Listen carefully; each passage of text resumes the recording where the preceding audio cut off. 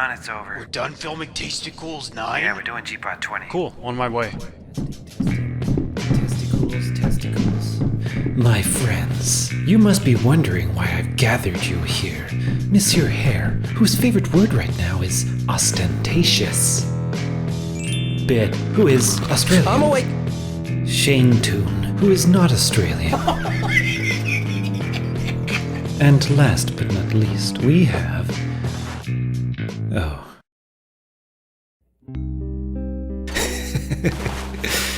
Where is he?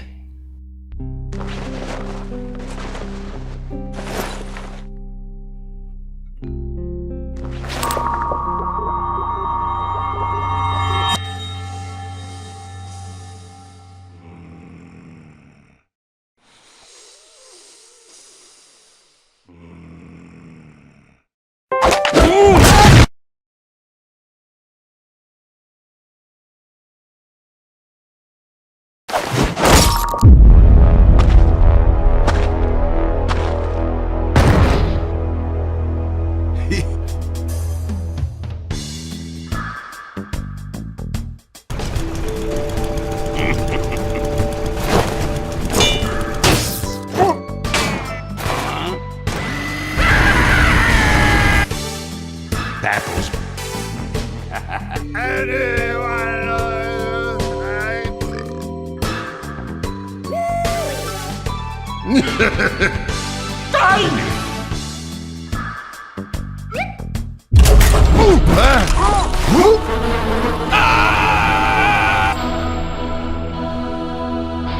The last thing I want to do is not hurt you.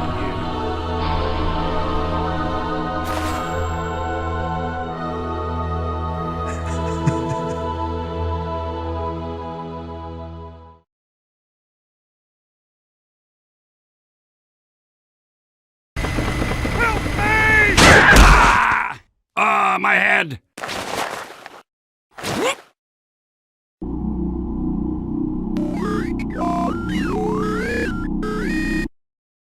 Don't come wide with me, you pint-sized mutt! Oh, that's hot. Holy dooly!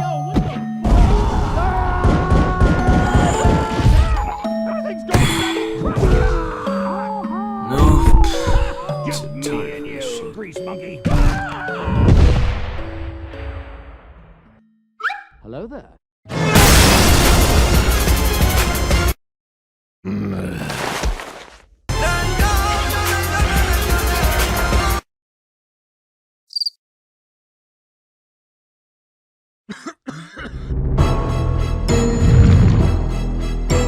Come. 5 more minutes.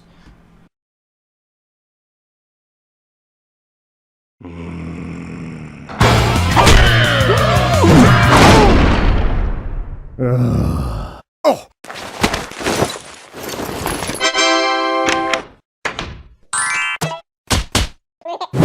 Ah, finally.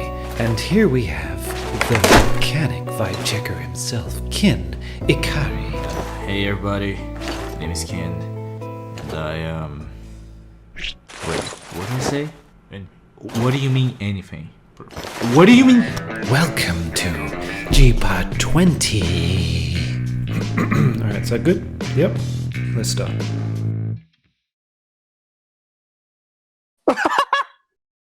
Whoa. As I said just a moment ago, welcome to G-Pod 20. My name is Seibmoz, creator of the Tasty Cool series in Gmod. With me is once again Monsieur Herr. You can say hello now. Hello. I'm not Monsieur Herr. No, I am. Hold on. I had a joke planned. Let me try this again. We don't have time. Hello. We don't have time. No, hello, also, I'm Monsieur Herr, and I am not the creator of the Tasty Cools Gmod series. okay, many people aren't. So you got that in common with a lot of people. Next I take is- solace in that. It's a solid joke, friend. I don't know where I am in the place of this script now. Shane Toon, yeah, Shane Toon, how are you? That's me. I'm doing well. I'm eating dinner. Okay, that's good. Where is it? Anyway, next is Bid. Prove it. Oh, Yeah, thanks, man. My name is Bid, and I am Australian, and I'm eating breakfast. just to be really. Like, yes, I said the thing. He's Australian? Oh my god. Yeah, man. Isn't that like? You know, Anyway. That's far out. I can't believe you're Australian. No, I can't believe I'm like the only Australian Gary's Mod animator, and Yeah. the What's rest it is like? definitely not either. What is it like being Australian, mate? Oh, you know, mate, being Australian, it just means every single time I step outside, the oppressive emu army's there to kill me, because ever since we lost the Great Emu Wars, we've been living under oppression. I get enough of that. I get enough of that at home, so please stop. Yeah, I know. I'm sorry. It's a bit too real. I'm sorry, Steve. I'll be I quiet. think you lapsed into New Zealand there. New Zealand? Nah, not crossing the border, mate. Anyway. But also, we have a new person here. His name is Kin. Please tell me where you're from and what you've been doing. Hello, everyone. Name's Kin. I'm from Brazil. This place is hell, and thanks for having me. Hope you guys are ready for like the most boring guest you had so far. Nah, Hey, man. Very don't nice put about yourself you. down just yet. I'm We'll the be the host judge this of time. that. You can't be that mean. Okay, so first topic we have to talk about is Damashi DX is putting together Talent Show Collab 3. Herr, briefly, are you going to be joining this? And how has it made you feel in the past? The number 1 and 2? Yes. Not sure how I feel about the other two because I haven't seen them. But I'm going to join the third one. I made So one. stay tuned. Yeah, I have a history of not watching things. Did you? You made one before, right? No. Okay, that's surprising. Anyway, let's awkwardly skip to Shane Toon. Yeah. Are you making one? I am working with Awsum Noob and Erdemon. We're planning a little entry for that. I'm kind of excited to see these entries because I know there's other Gmodders that are working together to make one entry. So Yeah. I think it might look really good. Yeah, that's another question. Who are you looking forward to seeing? Who am I looking for? Oh, well. Like I said, I'm not looking forward to specifically someone. I'm just looking forward to seeing all the, the people that are working together. I'm hyped to see what I have to offer to work with Awsum and Erdemon to our entry, if it can come out at time, because I know that they're going to count the entries. There's like a limit of entries that they're going to be accepted in, so I hope we can make it in time. Mm-hmm. That's good. Yeah. Bid, are you making a Talent Show 3 entry? There's a somewhat like I like a 50% chance, I'd say. Sal and I were discussing possibly collabing and making a video together. There's a good chance of that, but at this stage, I do not know for sure. That will be difficult because I know that Europeans usually go to bed as soon as we get up. So Yeah, we well, don't have much time to talk to him. got a lot of midnight shifts coming up, so my sleep schedule's about to be nice and Oh man, that's should be stupid. good. Yeah, so that might work out. Unfortunately, I have a normal sleep schedule, so I can't do that. I don't. Is Oh, there you're a anyone that space you're looking alien? forward to? Entries I'm looking forward to. I'm looking forward to Vigors, and I will not say why. Oh, yeah. Well, it's because he's I great. will, because it's bigger. Well, he's I great. like him. Yeah. Okay. And Cams as well. That looks Yeah, pretty I'm- ambitious and fun. I'm a bit biased, but I'm really looking forward to Cam and Spicy Hamburger's entry. Yeah. Oh, yeah, that's right. That should be a good pairing. Spicy hamburgers. He's pretty cool. Name drop. Yeah. Plural. Anyway, on to the main attraction. Kin, please tell us, are you making one? Wait, me? I'm the main Oh. attraction? Yeah, man. Okay. But yeah, as I'm thinking about joining, no, I'm actually joining because I already like made a promise to Merce that I'm gonna work with him. I just hope I can actually can get it done on time because there is a limit to 99 entries. Like it's plenty, but I hopefully we'll make it in time. Sorry, 99 entries max.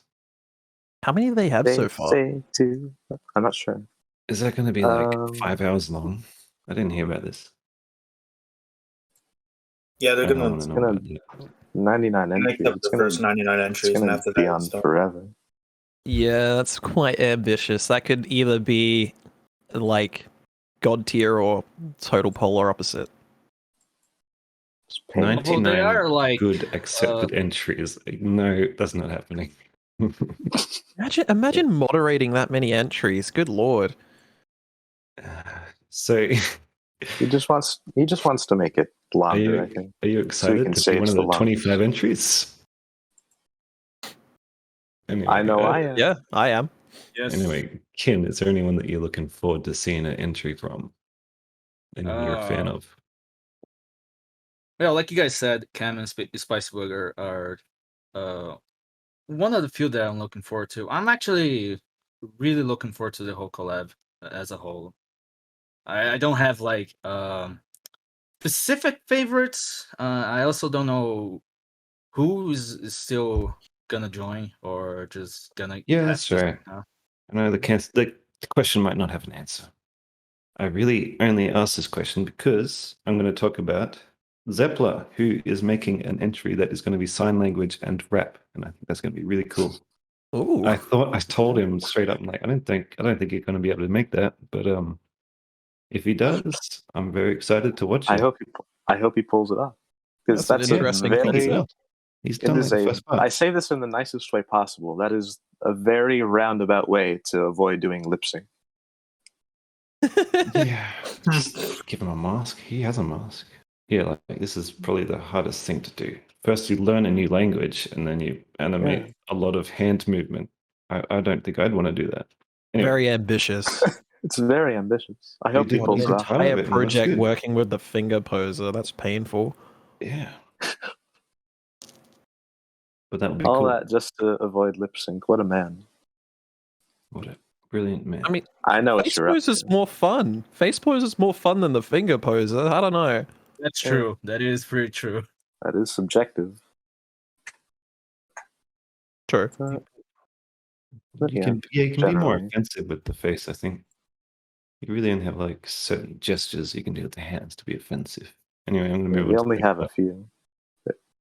Myriad of ways to be uncouth and offensive and repulsive using the mouth. Okay. I was thinking of a question, but I'm just going to skip ahead. So, this is the next question that we have. What collab in the past did you think was a good idea but didn't get enough attention or good entries? Herr, you start. You know what? I thought long and hard about this, and by that I mean I considered it for a second. And I came to the conclusion that I don't really have an opinion on it, because I don't watch too many collabs. I don't watch too many Gmod videos as a whole. So my answer. Exposed. I'm so sorry. I didn't mean to. What about something that you've joined? Ooh, that's a good question, actually. I'm going to have to go on my... You can think about it. I sort of just came up with that idea just now. Okay, what about Shane Toon? Is there any collabs that you've joined or you've seen in the past that needs more attention or should have gotten more? I mean, like, most of the collab ideas I've seen were not really that much of a, not really, like, great to me. And some of them are just, like, in and out entries, but I really wish I could see some of the older collabs from, like, way back. I like Modception or, like, those dance collabs. I wish I could see, like, another collab like that today. Because, like, old Gmod was, like, old Gmod, and all the animation was different. So I was maybe like a little like remake of it would be interesting. Advocating for a remake. That's not a bad idea for some of those. Wait, so are we pitching collab ideas? We could. Ooh, maybe. Let's do it. I didn't think of an answer, by the way, for Okay, we won't talk to you again. Bid? Any collabs you like that you think should get more attention? I don't know. For some reason, the first thing that comes into mind is Scout's video game adventure, just because the concept's fun. I forgot about that one. Yeah. It was slightly niche, but pretty damn fun. I don't know. stuff like that always gets my attention. I originally had like an idea for a collab that I was thinking of doing, but I was like, oh, hang on, I'm teeny tiny little boy, I'm not going to do that. Which was a similar concept about like dimension hopping and stuff. So that kind of thing always appeals to me. Yeah, I completely forgot about Scout's video game adventure, and if I remember, many of the entries were just vaguely related to video games. Yeah, And yeah. not quite. There were some entries I saw where There was some gold in there. There was. Was it Mr. Yellow or Gary the G-modder that made that one entry? With the I forget, but I'm thinking of like a really cool one. One of them made it. Both of them meld in my mind because they both have yellow sonas. That's fair. I just think that whole idea for a collab has a lot of potential, and it could have been something like monumental. It could have been awesome, and it was pretty good, but I think it deserved more attention. Yes, begging for a sequel. Gary the G-modder was the one I was thinking of. That one was good. I think there was a Cuphead one that I thought was neat, and that's all I can remember. Good. I remember that one now. I forget who made it. If anyone remembers, page us now. Call our number. Send a fax. Anyway, Kin, are there Send us a letter, collabs? drop us a dime. Okay, Winnebago. Are there any collabs you think should have gotten more better entries, or something you've joined? Honestly, I'm not quite sure. I've I did a bit of research for some of the Gears Mod collabs that are out there, and a lot of them passed by the 20 minutes, and I think that's a good amount for a collab. But yeah, what were you guys talking a few seconds ago, like Scout's video game adventure? Yeah, that is one that should have received more attention. There was another one that it was 7 minutes. I think it was called Four Wall Break Collab, which is a spy being thrown around, and it's kind of like the Doors collab or Ryun's Dojo. It's a fun idea, but it didn't get much attention. It was only 7 minutes. But yeah, aside from that, all the collabs that I participated in, I think they've gotten the good amount of entries. I don't think there are any other collabs that coming to mind that I think deserve more attention. Or full collab sounds fun. Sometimes collabs that deserve more attention, we don't even know about them because it didn't get enough attention. So yeah, well, I've never heard of the 4-4 collab until just now, but it sounds like a fun concept. Yeah. Maybe we should be talking about whether or not these collabs need a sequel. Because, yeah, Video Game 1, I think that needs a sequel. Because there's always new games coming out. Something new to do. Yes. Yeah. Anyway, that can wrap up that question. The internet is built on video game parodies. Video games. Video games. Oh, there was one? Cam says there was a sequel. Have you guys heard of Undertale? Really? Well, okay, the sequel didn't get enough attention. Yeah. There was a sequel. Needs to be a trequel. We need a trilogy. We need a promoted trilogy. Yeah. And next question is, how has music impacted your animations? How does it inspire you? What do you think comes first, the music or the scene? I think he's revving his engine. Herr, I'm gonna have to skip you. I'm sorry. No, please briefly talk about music and animation. Here we go. Yeah, we're doomed. 2-hour podcast. Well, you see, my friends and the viewers watching, I'm a big fan of music, as you well know. And there have been many things, both released and unreleased, that have been mainly inspired by it. So it does play a big role, quite a bit. And if you've seen the Rust Fighting collab entry I made, that's all music. Me and Ethan, Awsum N00b, we played bass on it. I played my bass line, he played his. That was pretty damn good. It's all music. Anyway, that's all you wanted to say? Okay. Skipping quickly to Shane Toon. How does music? Well, you only gave me 2 hours, so I didn't have that much time. Could have Okay. gone on for much longer, but you're not giving me much to work with here. All right. Shane Toon, music in animations. What inspires you? How do you? Yeah. Well, I don't know. If inputting music into my animations, I don't really do that a lot. Like, I don't really think about it. But like sometimes I get ideas just from like listening to them, just like songs and stuff. Like I always get like those imaginary thoughts when I listen to music, and that sometimes I create ideas in my head for that. But for like actually, like for like in the finished product, I usually just like don't really delve into music that really deeply for my animations. I just pick up like video game soundtracks and just slap it in there, to be honest. Slap it on top. Well, maybe can you tell us briefly what you think does drive your inspiration for a scene? Oh, I mean, like I guess like for like sometimes like the adrenaline rushing music kind of gets me like thinking about like battles or fight scenes or like other serious scenes sometimes that that'd be like, dude, that'd be cool if I could animate that over the music, and those kind of thoughts that would come through. Well, it seems like it inspires you a little bit then. Yeah, that but for like actually putting music in, it's basically just kind of like slapping stuff in because I'm afraid of copyright. Yeah, that's true. That's probably the same for everyone.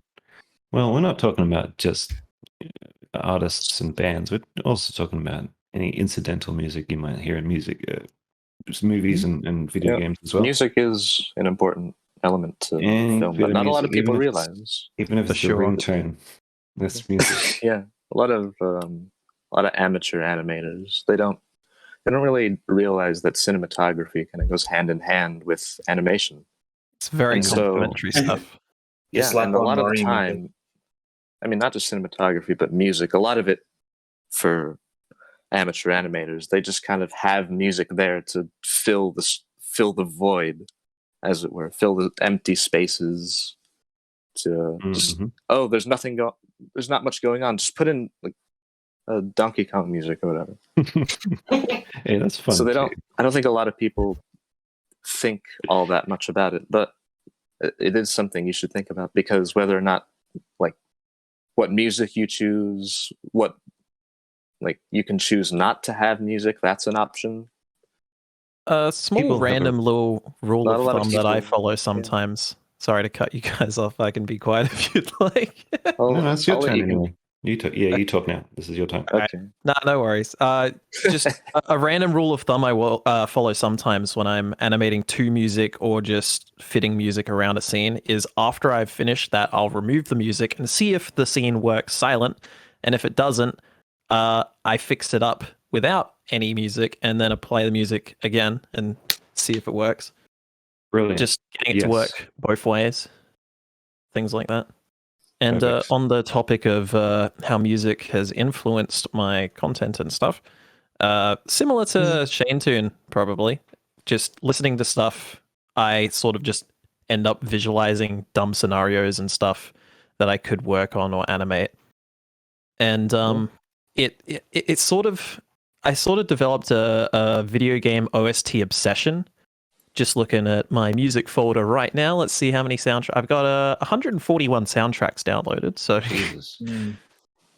pretty much I just hear music from a game I've played or something and I go, oh, yo, that's dope stuff. And sometimes I just listen to it. Sometimes I like, it's not objectively good, but I can just visualize things around it and it fuels ideas and thousands of scripts that ended up going nowhere over the last 3 years. Do you think, like, depending on the song, you direct your memory to that game? Like, if you listen to Call of Duty or something, you like make it about military, or you just completely devoid of that? You just like, I like this music, and you get inspired. I associate memories with music way more.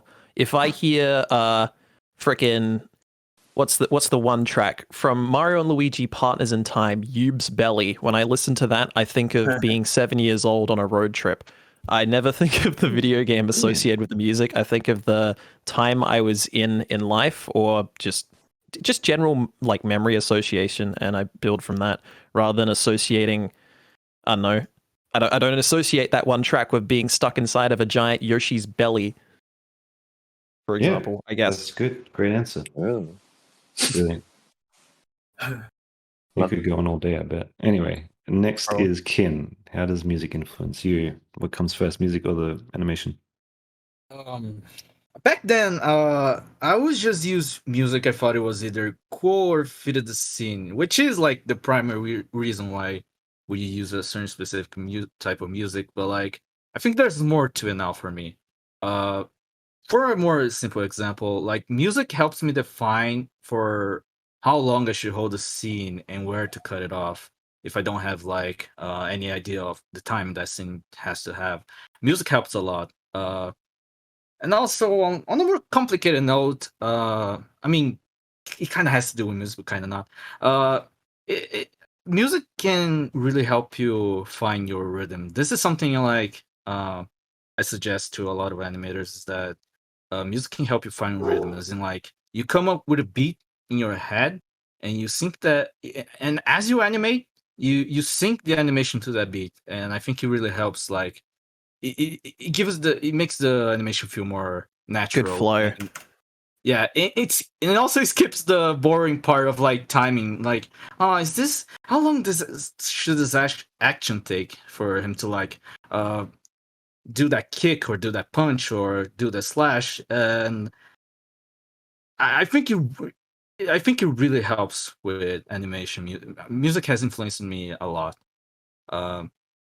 There's talk on GDC by Crossa in which he goes more in depth than I could here. But yeah, that's how music influenced me in my animation. Yeah, I know what you mean. Timing is like a skill you got to learn as well, and if you just put music on it, it helps you. A lot of my old animations like feel really bad because I had like no sense of timing and I didn't think too much about it. But now I'm not any. I don't think I'm any gooder, but I think I'm a little better. You know, everyone gets better all the time without even meaning to. For sure.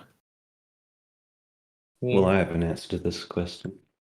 So I doubt anyone noticed, but in Tasticles 8, at the end, there is, in the credits, there's like a title to a song. And that song is like accompanying the actual film. And if you listen to it, a lot of similarities are in it. And I think I listened to that sort of album a lot. And it's like from a time in my life. And like, since the films are like more reflections of my life, the album also is. So like that song is like really paired to the thing. Now I can't put the song in the film. If I could, I would have, but copyright. So I just put the title, and people can like go look it up and be like, oh yeah, sounds similar. So like bands and stuff that I listen to in my life that probably influences a lot of my story.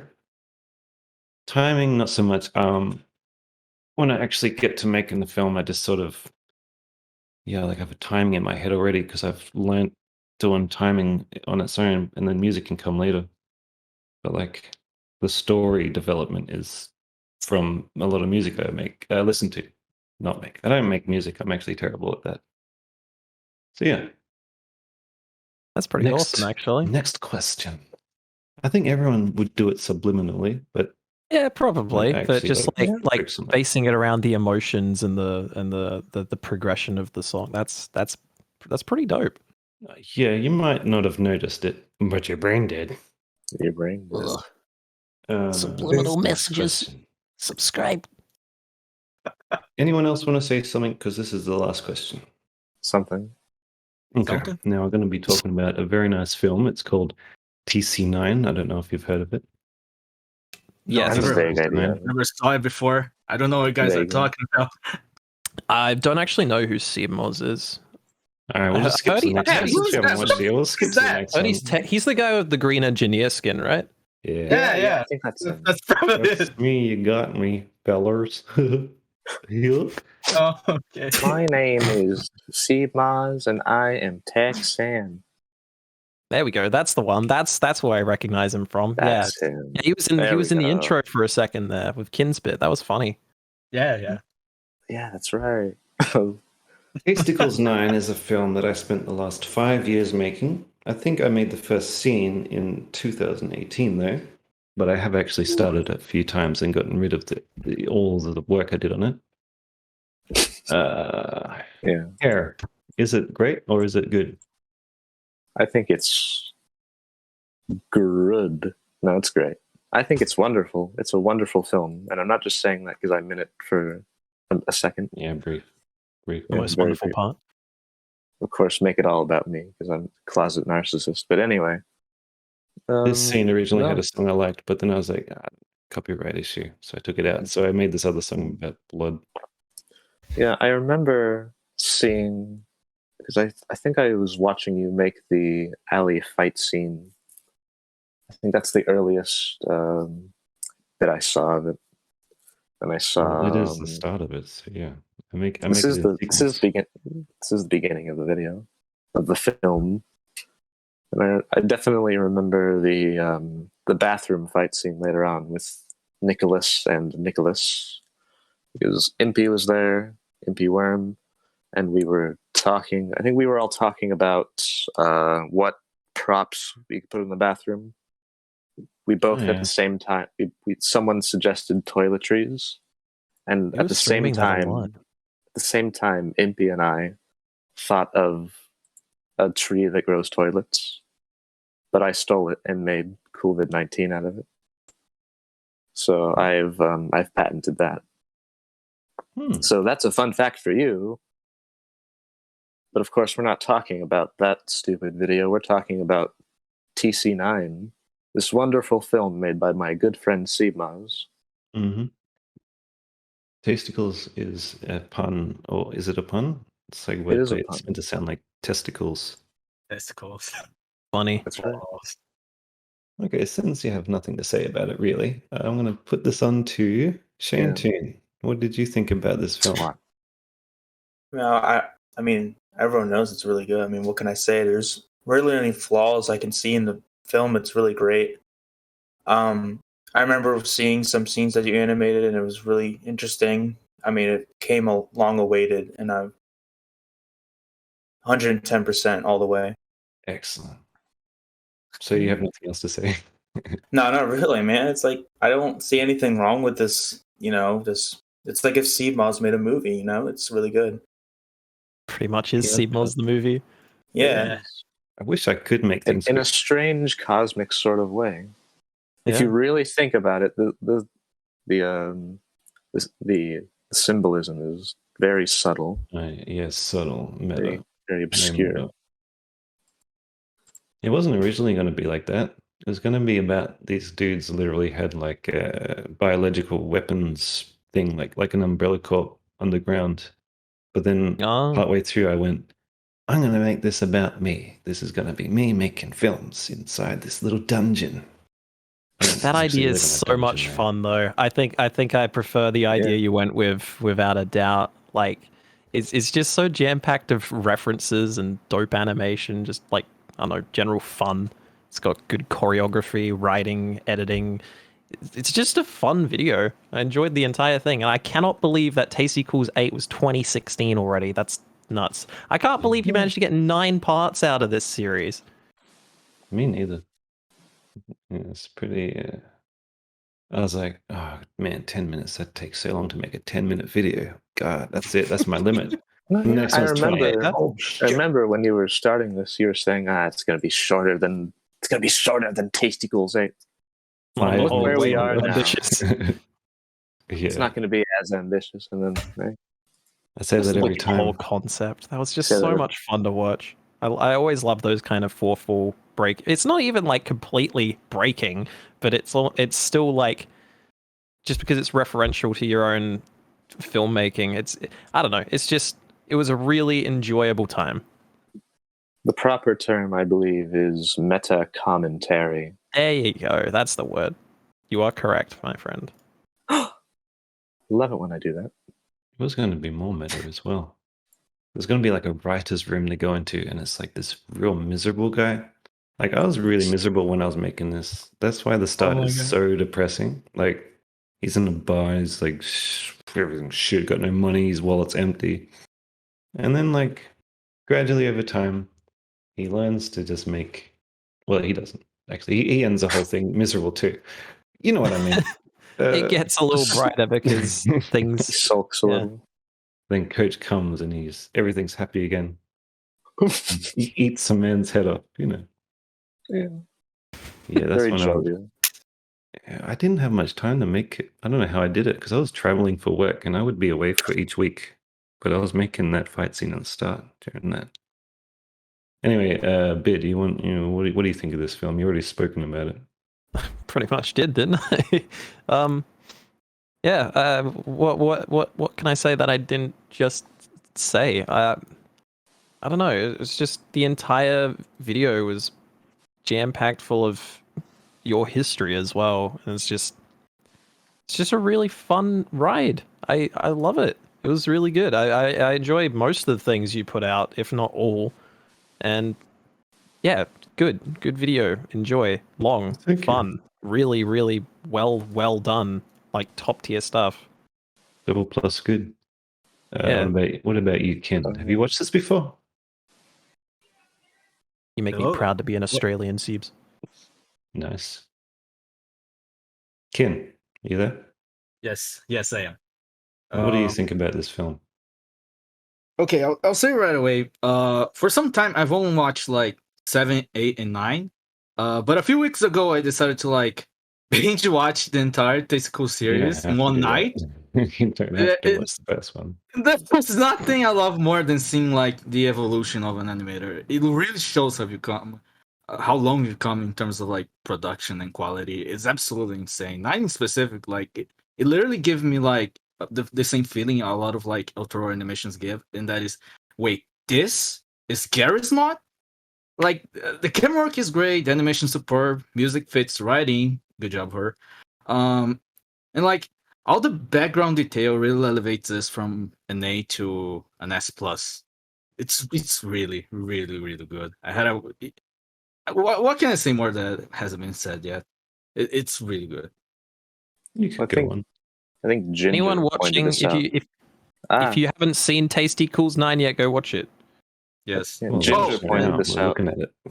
and I like- thought it was interesting. It's a very absurd concept, but it's filmed in a very grounded way. It's filmed like a film. I've always Oh, had that hell yeah. idea. Like, ever since Where's Dinner, or even before that, I was thinking, like, this isn't a story that's happening. It's these people that are actors, but they're also not real, obviously.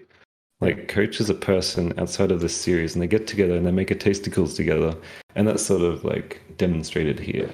Like, but then also I don't know, I've lost my mind after that, though. It's evolved a lot. That's all right. There was a time when Coach wasn't actually real in Tasticles, but then I was like, that's lame. Like, that's a really shit story. I'm just I going to remember you make him real. talking about that. Oh, Yeah. which one was it? 5. Which one was it where Nick was having a dream about Ellis? Was that 5? Yeah, he woke up and he's on drugs, yeah. And Yeah. Coach says wasn't real in that, and it was actually Nick, and at the end of that, he's going to kill Francis, and it's going to go a different way. But no, Coach is real. Everyone knows it. Everyone knows it. Anyway, A this- cosmic entity. yes. And there's one more thing I forgot to say about it.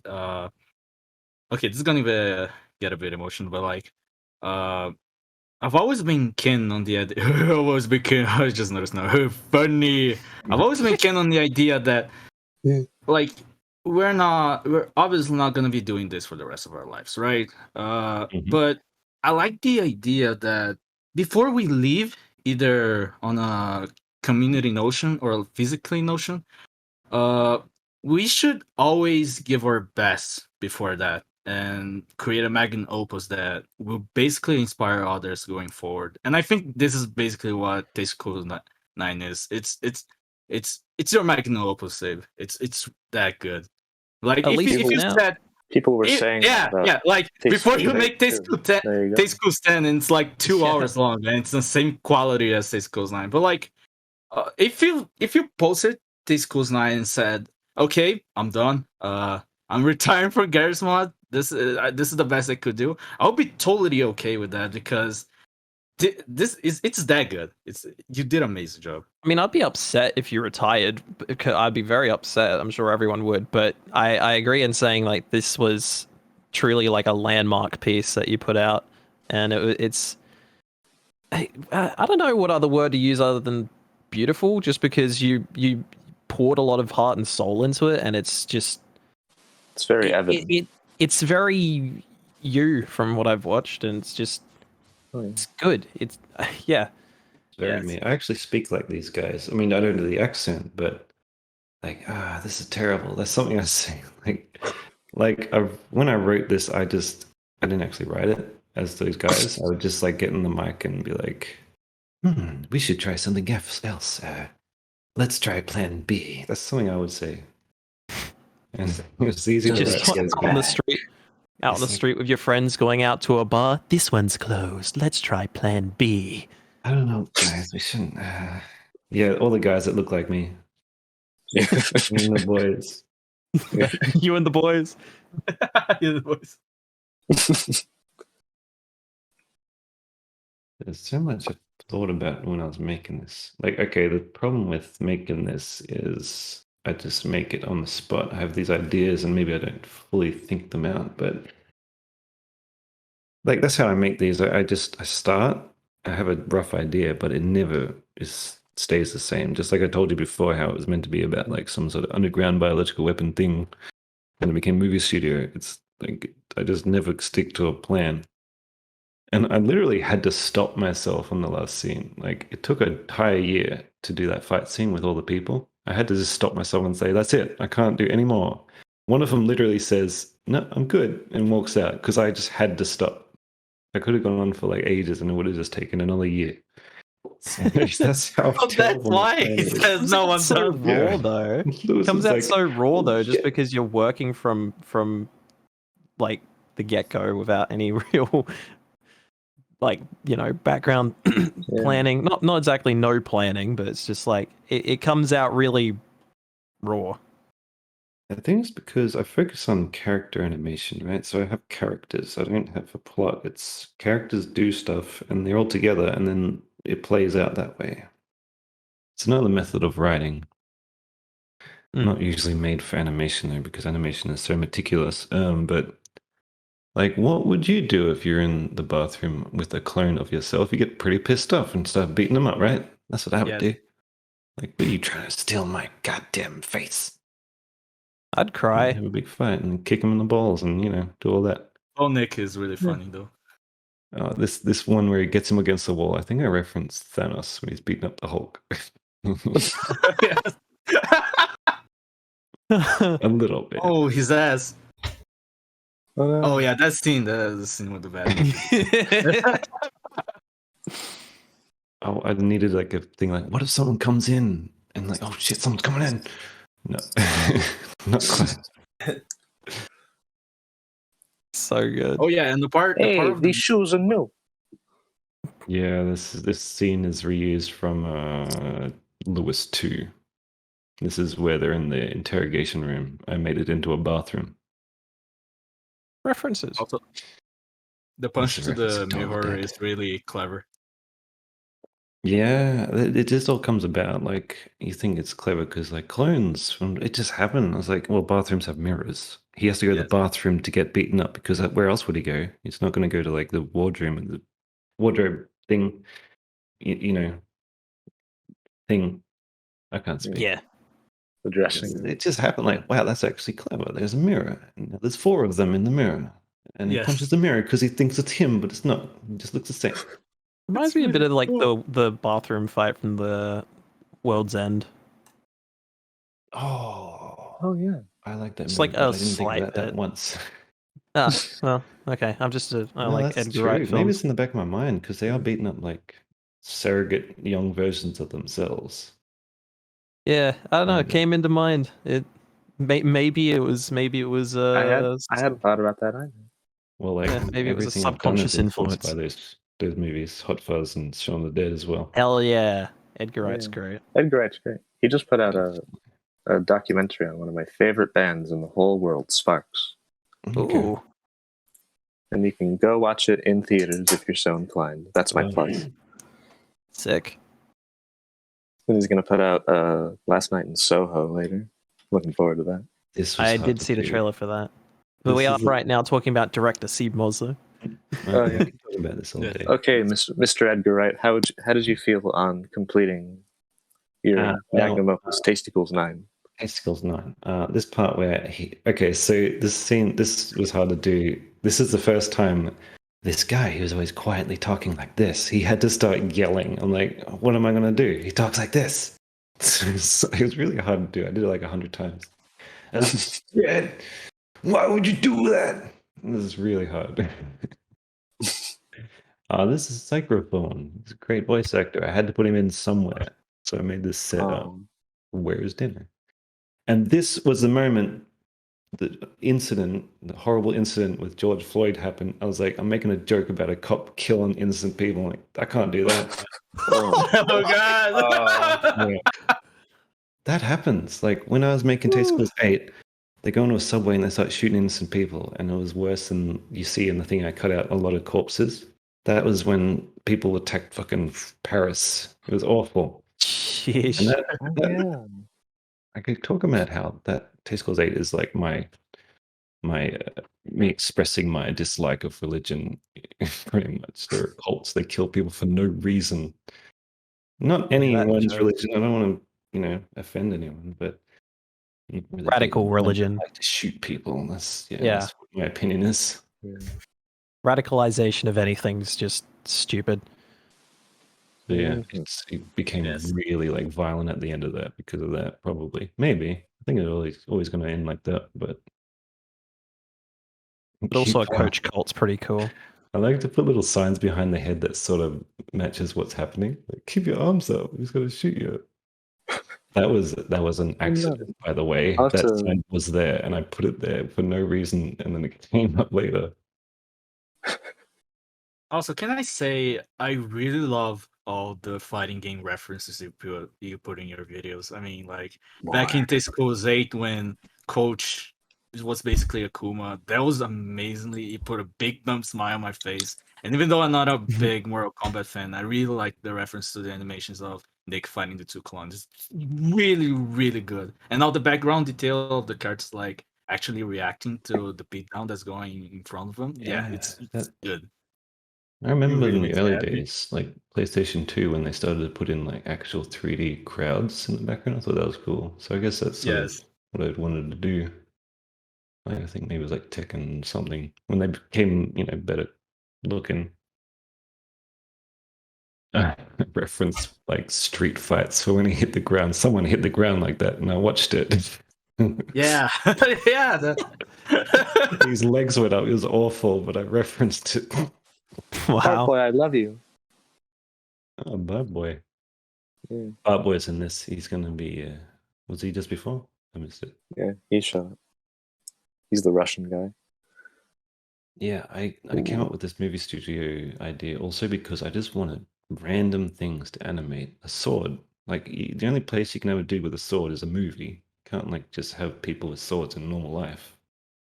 So I had Not that. bad attitude. And here's the cops. They were, like, hired after they were, I guess they left the police force after getting beaten to shit by Coach. So, like, I'm not doing this anymore. So they went and got in the movie studio. And got beaten up by Coach. Yeah, that's Tsukatashi. This was always going to happen, this sort of scene. Originally, it was going to be mercenaries coming in to, like, stop the outbreak of the biological weapons, like mutants. And it's going to be like SCP, because I was playing that game a bit, and that was pretty fun with, like, friends and, complete, like, flocky, stupid, like, oh, no, it's monsters and stuff. Everyone's, like, going nuts, and there's going to be mercenaries coming in being silly. It's sort of kept like that. They're just actors now. Oh yeah, this is the part where yeah, fucking where's dinner clone? I love this guy. that was awkward Came to out of me. fucking nowhere. The thing is, I wanted to put in Hooster because he's like, he's a good friend. I want to put in Yeah. a cameo. His guy though is literally the same face, so I had to make him another clone. Otherwise, he would have been one of those actors, I think. Oh, damn. Hey, it worked. Bite me, and he does. He does. He does. So, At least he's a man of honor. I don't think keeps his anyone here has promises. seen it. I made like a version of Testicles 9 where he's in the future, Coach is in the future, and he's slaughtering people, and it was really graphic, and I stopped it because of that. Because I didn't want to make it too graphic, because YouTube hates that. Aw. And then I got to this scene, I'm like, It's that's it. I'm making it 2069. graphic. But it's just so much more fun to have guts and stuff. It's fucking slap from Coach. I wouldn't say this is gratuitous violence. It Maybe doesn't the matter old if the one, clones. arguably. Only the clones die. Oh, and you. Oh well, that's gratuitous. That is gratuitous violence. Only one real human dies. And it's hair. That's Still not like overly violent.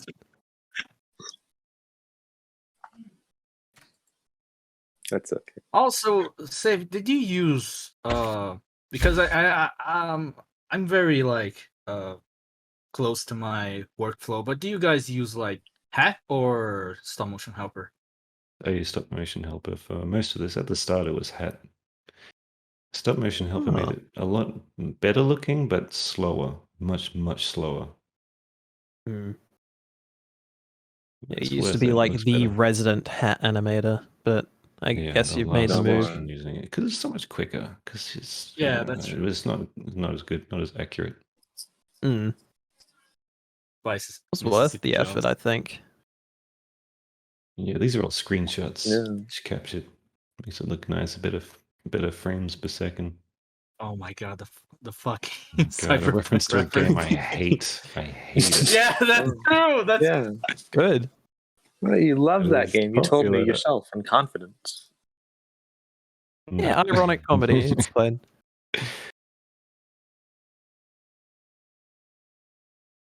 This is where I just get down to like, this is after making this scene for a year and being like really stressed and working so hard on it. And this is me venting like, I'm fucking tired, just kill me. No, this is too much fun. Like, it's me talking to myself, like, this is hard to do. Should I stop? No, it's too much fun. Internal conflict.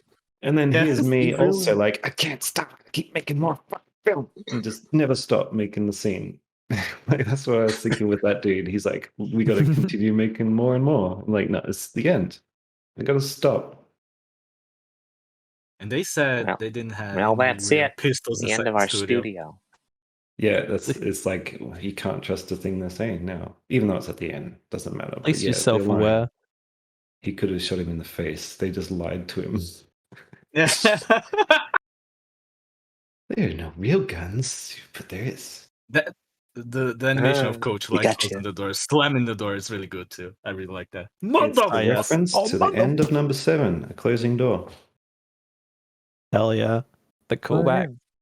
That's right. A lot of voices in this one. Like the last one, I only had like 2-3 voices of real people, including myself. Yeah. Anyway. But on the whole, I'm disappointed. I wish it was only 3 minutes. Why? No, I'm just kidding. No, it was good. I'm very happy. Tasty 9 will be Tasty 10 will be 3 minutes long. Yeah. I have a little There you secret go. to tell you though. I actually don't like watching my own stuff, and once it's done, like that's it. It's done. I'm not going to go back and revisit. Yeah, I'm the same way. I'm always looking at the next thing. Done with this. The same way with my music. 'Cause, barring that one time I went and listened to my last album a few weeks ago, and I thought, oh, this is fine. Yeah. That's how you got to get better. Unfortunately, you have to be very critical and pretty miserable most of the time. If you want to make good work, you have to like have no ego Well, you know, a bit of ego. I'm sure I do. But like, I'm always just saying, like, this is just work. The only thing I'm doing is working. I'm not actually doing this for any other reason to just work. I'm the polar opposite now, at least. Actually, part of the reason I stopped animating is because I was a bit like that, where I would make like just small test things and I wouldn't be happy with it, and I'd move on to the next thing and just grind until I could improve and improve. And when I would upload things, it'd be the same kind of situation.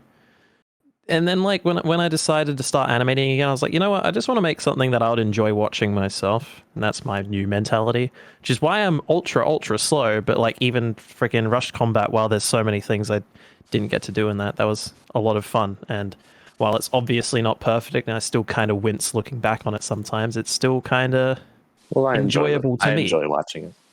Cheers. Yeah, you gotta give yourself a break as well. Yeah, I reckon so. I think a lot of Gmodders are a bit too hard on themselves, I've noticed. Mm-hmm. Yeah, we're usually our own worst critics. Yeah. Oh, I know. That just goes for any creative field, I suppose. Unless you have an ego the size of a football field, you're gonna be like, you know, I could have done that better. I don't play football. My Anyway. ego's through the floor. Well, I don't play football either. See, I was using. That's what we in showbiz call a metaphor. Yeah, showbiz. Well, anyway. No, that was more similar because I used like. Showbiz, was that a Tasty Calls 9 reference? Oh my god. Oh, no way. Anyway, I didn't even mean to do that, and I did it. Anyway, we've had the entree. Let's move on to the main course. The perfect present by Kin himself. Why? Yeah. Hi, Kin. I feel so nervous when people say you're the main course. Oh god. Too bad. Your video was Worried dark. about getting eaten. You know what? You stole my scarf. I think I watched the original of this a long time ago. That is true. I did steal his scarf. Yeah, I watched it too. Yeah, Same. It's like a flashback. Whoa, I've seen this.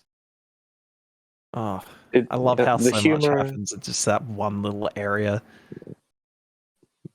Yeah, I mean, all right. I do have thoughts on this video because I did watch it. You speak. It's your turn to speak. Oh, what? Sorry, I cut you off to tell you to keep speaking. All right. Okay, I will. All right, so like the animation, of course, is fantastic. That's the best part about it. But the humor is very shitposty and memey, and it's not quite to my taste. I think the pacing could have been better. I think there's a lot of stuff you could have cut out. I don't think it needed to be 8 minutes long. It could have been a lot shorter. That's just me, though. There's a lot of... I think there's some pacing issues. Some shots that could have been cut down by a couple seconds. But, you know, by and large, like I said, the animation's great. And at the end of the day, isn't that all that matters? Yes, it does. Yeah, and I know the ending bit with the team captain, and no, not that bit. The bit after that with there's the heavy who's like, "Oh man, those guys bullied me." I think you could have cut that bit out, and the whole flashback sequence I think was like went on for a little bit too long. I would say. No, man, that was like. I love that part. I love how it's just, you know, it's silly the whole way until Heavy comes up and it becomes something else. So like, yes, that's when I was really paying attention. Actually, there's like elongated like flashbacks of him getting abused. Like, it's great. Oh, hell like, yeah. Yes, it's a huge turn. That's stuff that keeps you like actually paying It's attention. the stuff that keeps you on your toes. And then it goes back to silly after that, but it's also different from the start. The light tonal whiplash of the G-Man bit, just like to grab my attention again. Yeah, that's good too. But I was thinking with this bit, for instance, it's like, okay, Spy gives Soldier a present. And it goes on for like 2-3 minutes, and it could have been condensed, I feel. Like, what's the plot of the video? It's Spy gives Soldier the hat. And then the red spy is like, "Hey, that's my hat, cunt. Give it back." And I don't think you said that word, but yeah. Oh, sorry. I That can't didn't say happen. That. That didn't happen. Okay, I didn't say that. Sorry. But I for one, I'm personally quite freaking impressed that you were able to get your original video, which was like what 2 minutes long, into like a 10-minute yeah. feature-length film, especially over such an incredibly simple concept that takes place in this one tiny little area, and like. I don't know. I never really noticed shots being dragged out or anything. There were probably times where it held for slightly longer than maybe it objectively should, but I enjoyed it a lot, and I'm thoroughly impressed you were able to do so much in this teeny tiny little space. And it's like, it's such a juxtaposition to the original video where so little happens in so little time. it's honestly very impressive and inspires me to remake something I've done in the past as well. I love it. I love the video start to finish. Love that part. He does a drop kick. It's very chaotic. I don't know. I like the chaotic humor in the video. Love chaotic energy. Plus with the added, most of my videos have that stupidly chaotic energy. Yeah, so good. Yeah, it's so good. I really feel like that's like towards directed my kind of humor. I do like serious and I do like chaotic like Gmod videos. Like I have like those two kind of tastes. Also, your animation is like, I don't know how to describe it, but it's like it's satisfying to watch. Like it's just like you can pose correctly. You can like, it's really smooth. It's just like I'd love to. Yeah, the animation, like I said, it's just about flawless. It's just some pacing issues I have. There's some like really subtle details that you seem to add time and time again, or just like very minute subtle details that you'd probably miss on like a first viewing of a video. But like the smear effects and stuff that seem to be done with like a brush, those things just add so much flair to the animation. It's so dope. I want to do that kind of thing. The animation is really simple, but at the same time it looks like it fits and it's satisfying. That's how I think of your animation mostly when I ever see your videos, and I really love them. I don't think it's simple. Okay, so this is called limited animation. Like you don't need all the idle animation. Like limited is what you usually see in like 2D, like Rick and Morty, where they just move to a pose and they freeze there. Limited. It's not simple. It's like purposefully limited for reasons of style, or also just trying to save on man. I don't mean to use the wrong word, but something like that. Yeah, limited. Like I think the layouts, like the what do you call it? The framing and the poses are like excellent. Like that's where all the effort goes into. Yeah, you need idle animation like these shots where it's just screenshots. Really good framing. Great like foreground and background use. Stunning how it's so accurate to the original, yet it's just a completely different experience. Oh yeah, that is true. I did notice that after making this. Like it wasn't even supposed to be that big of a video. It's just like, God, this animation sucks. I'm gonna remake it, and then it just went for a while. Hey, yeah. Like it happened. This is one of the videos in which I started making, and I stopped after a few weeks, and after a few months, I went back to it. Also, I was able to like one thing that I'm happy about this video is that I was able to post it on the same day that the original came out a few years ago. Ooh, nice. Putting yourself on a deadline is actually pretty helpful. I'm gonna say. It is kind of stressful sometimes, but it does. Working under stress is unappealing, but having a deadline does actually help to push yourself to achieve something. Because that's the only reason I've been able to push out like collab videos and stuff is because I have a set date to get it done. And when it comes to my own projects, like I do that kind of thing where I sort of lose motivation, stop for a couple of months, but I don't usually come back. So good on you for actually getting this done because it was so good. Thank you. But yeah, thanks guys for the review.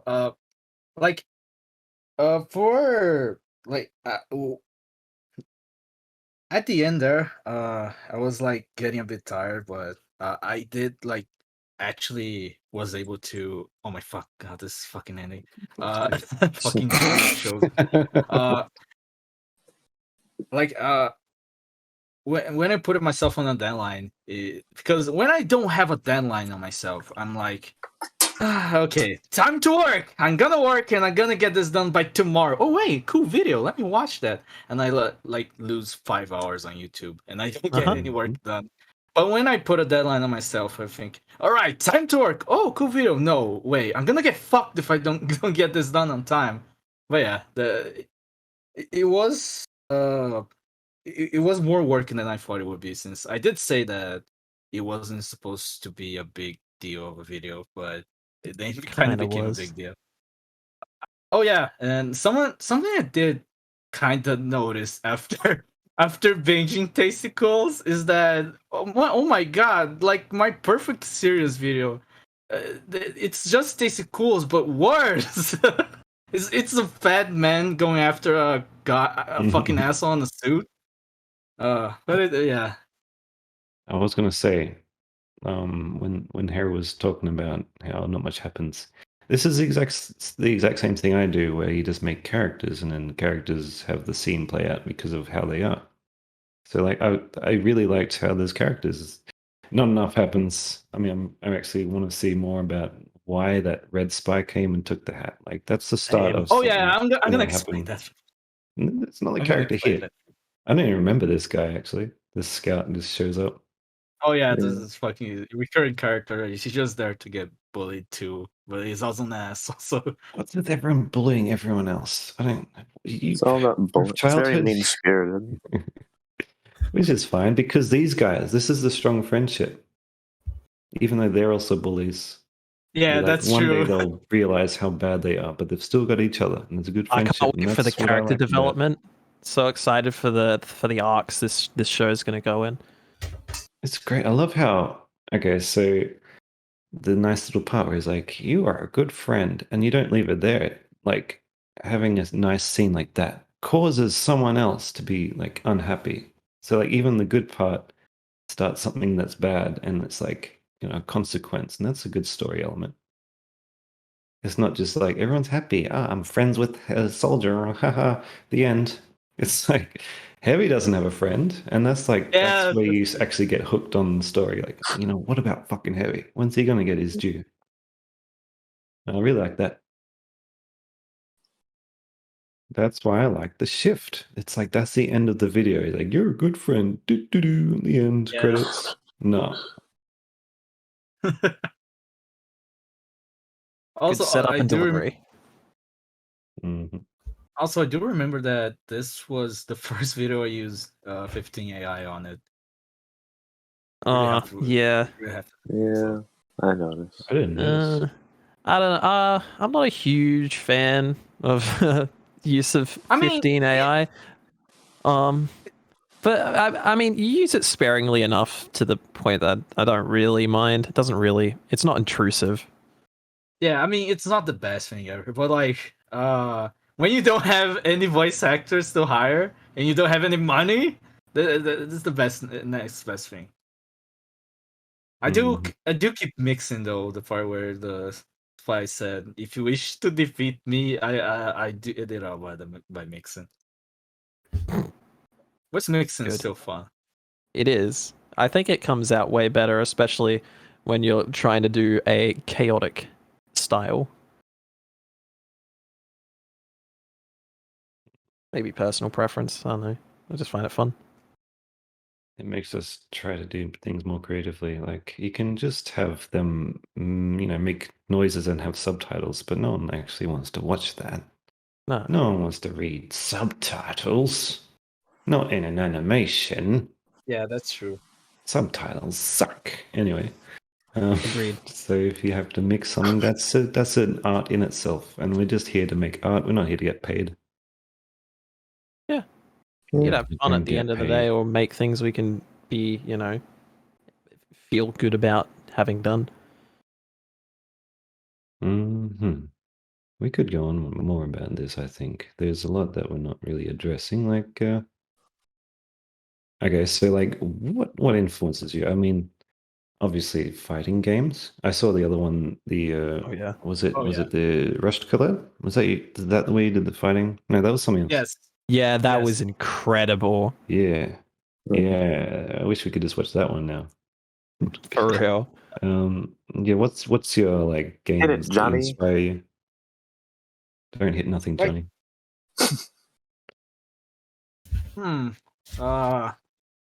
I mean, I think my most obvious influence, like Kitty, because of all the chaos that happens.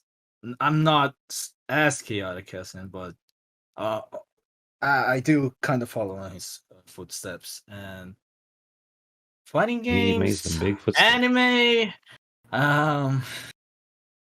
games in general. I mean, I'm also a big I've also always been a fan of like doing stupid references here and there. But yeah, I think that's most of my influences. Also like Borno.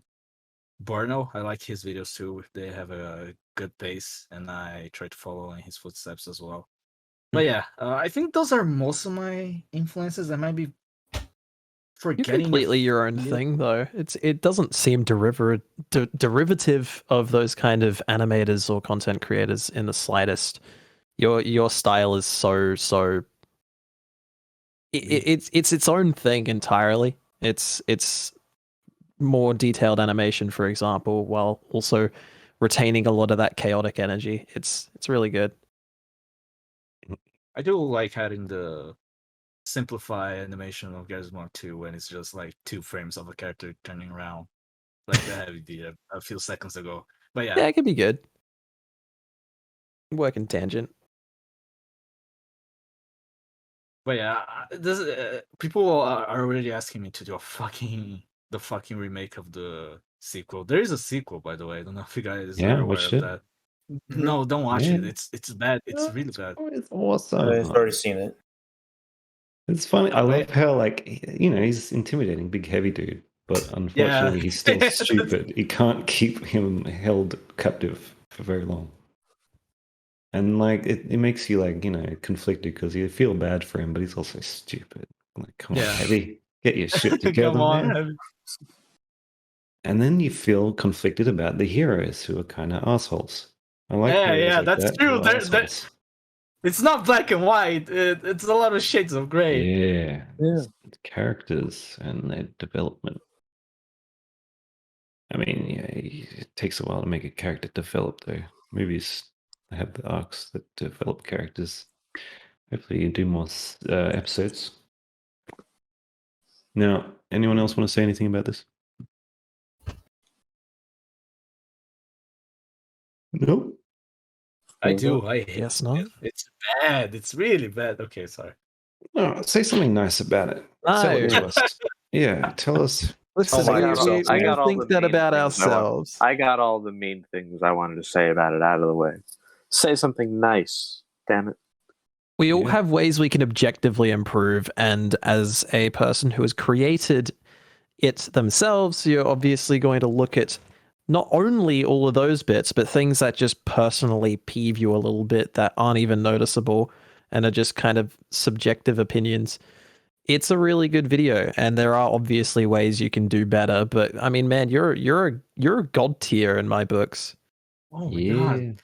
Thank you. Oh, I'm surprised. I have advice. It I learned a was my long. heart. I learned a long time ago that no one wants to hear you rag on your own stuff, even if you can. I bet I could say all sorts of stuff like, I didn't like the way Tasticles 9 was rendered, and then I rushed it at the end, but just say good stuff. That's what people want to hear.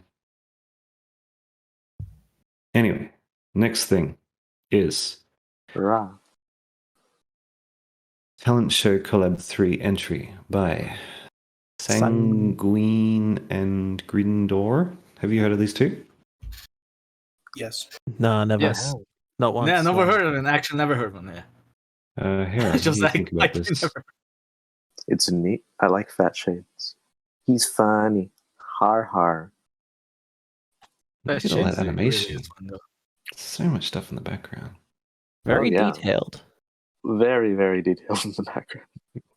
Here comes Mr. Yeah. Parker. The animation's top notch. Fat Shades is lovely. I just noticed that I think Scout had an empty lotion bottle or something. Yeah. Hand sanitizer. Oh, Snorting hand okay. sanitizer. I do like yeah, when COVID. Scout wakes up and like, he looks at the stage. He's still smiling, but then he goes, "What the fuck Sunky is dies in the happening?" background.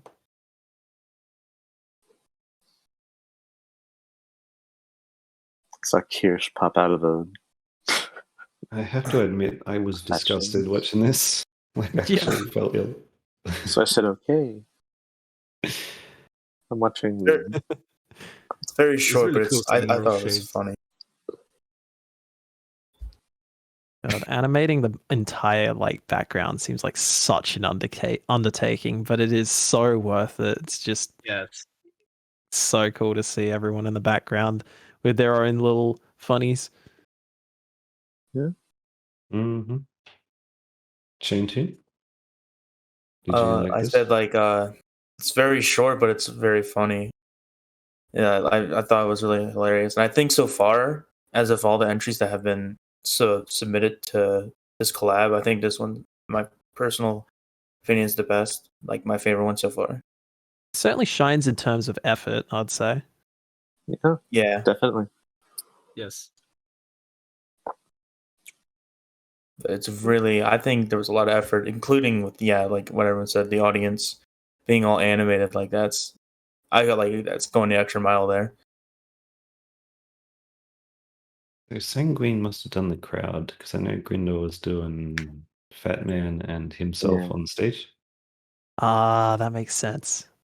That's fun. So they stuck to their characters. Is that what happened? Is that right, Sanguine and Grindor? it's Sanguine Grindor. and Grindor. I know for You guys in the sure chat? that Grinder animated him shooting Fat Shades because I did see him animate that, so I know Oh, for the that. watermark changes? I didn't notice. Oh, it does. to Oh, look- yeah. They're Yes. different ones shining when it's that person. I didn't actually Good notice that golly, Miss myself. Molly, I didn't notice that. I remember Neither. he did it with Impy. Who's next bid? I've been talking in between people, but I can go on if I would. I mean, yeah. Like I said, all of just Sanguine's realized. detail. I just realized myself. All of Sanguine's attention to detail in the background there is absolutely dope as hell. And Grinder with the fucking shades shooting animation.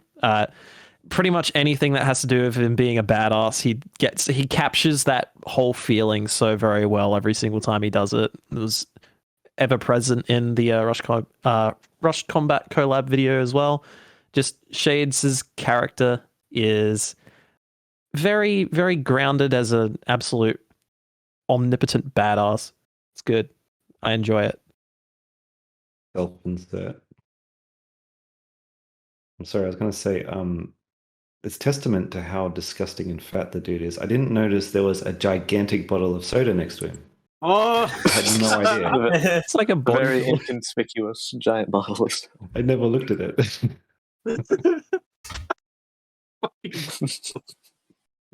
Anyway, Kin? I'll just say I am gonna say both as bit. Like Shades is really fucking cool character. It's really cool to see more of him. The Rush collab was also really pretty cool seeing him. But yeah, the background detail is amazing. They already said that. But I also like the character acting, as in like the voices and the animation going two and two together. I think that's really cool. The camera work is pretty great, and I really like the animation of Soldier pulling Shades away. Like, Oh yeah. we don't have any constraints tools on Garrett's mod. I mean, we do have the well tool, but that's not really made for animation. But yeah, seeing the animation of Soldier pulling Shades is pretty cool. Oh, and the fact that the implication that none of those shots killed Fat Shades. It's it's when Shades threw the fucking pistol Too much that fucking body killed fat. him. Because it did a fucking Metro Cop noise of when they die. It's great. I love this implication. those shots did fucking nothing, and that throw right there is what it done. That is what kills. I didn't notice that. It has But yeah, legs. really great. This is like if this is a sign of things to come, this collab is gonna be great, even if it's gonna be a little bit long because of 99. Really hope so. Stuff like this makes me more excited to make my own. There's going to be some really good stuff in this one. Oh, For sure, there already is. Making entries. I just got news. There's going to be from more DX. good stuff, I should say. Hell DX, yes. He texted me. He said this one was not accepted. What the? Oh no! Wait, What? really? Nani? No. Yeah, I know. Okay, I was like, okay, wait. Oh, okay. All right. Rule number 1: don't believe a thing I say. Okay. Oh, okay, host. Forgot about that. Okay, host. Nice. What else to say? I noticed that Sonic dies near the end. Is it Sunky or is it just Sonic? It's Sunky Sonic, yeah, but he dies like Sonic. It's great. Yeah, I pointed that out slightly earlier, but I was probably talking behind someone. That was fun. I like how I swear he said it was Grindor, not Grinder. Anyway, Grindr is an app I have on my phone. Grindor is the I like how it's funny. I like how like he's a very small guy compared to Soldier, but he's still like holding himself in place. Oh yeah, that's true. It's Fucking tough. TF2 characters are gigantic when you put them like He next weighs to more them. than bricks. Retaining that badassery in a slim built character is not an easy task. I don't think. Character animation. Yeah. The couch just drives itself, I suppose. Yeah. Oh yeah, the fucking couch. Oh my god. There's Hair with Mimo right there. Yeah, I saw. Collins. Oh, but I couldn't bring the real Mimo, so I had to bring a picture of it. Mimo in Gmod? How?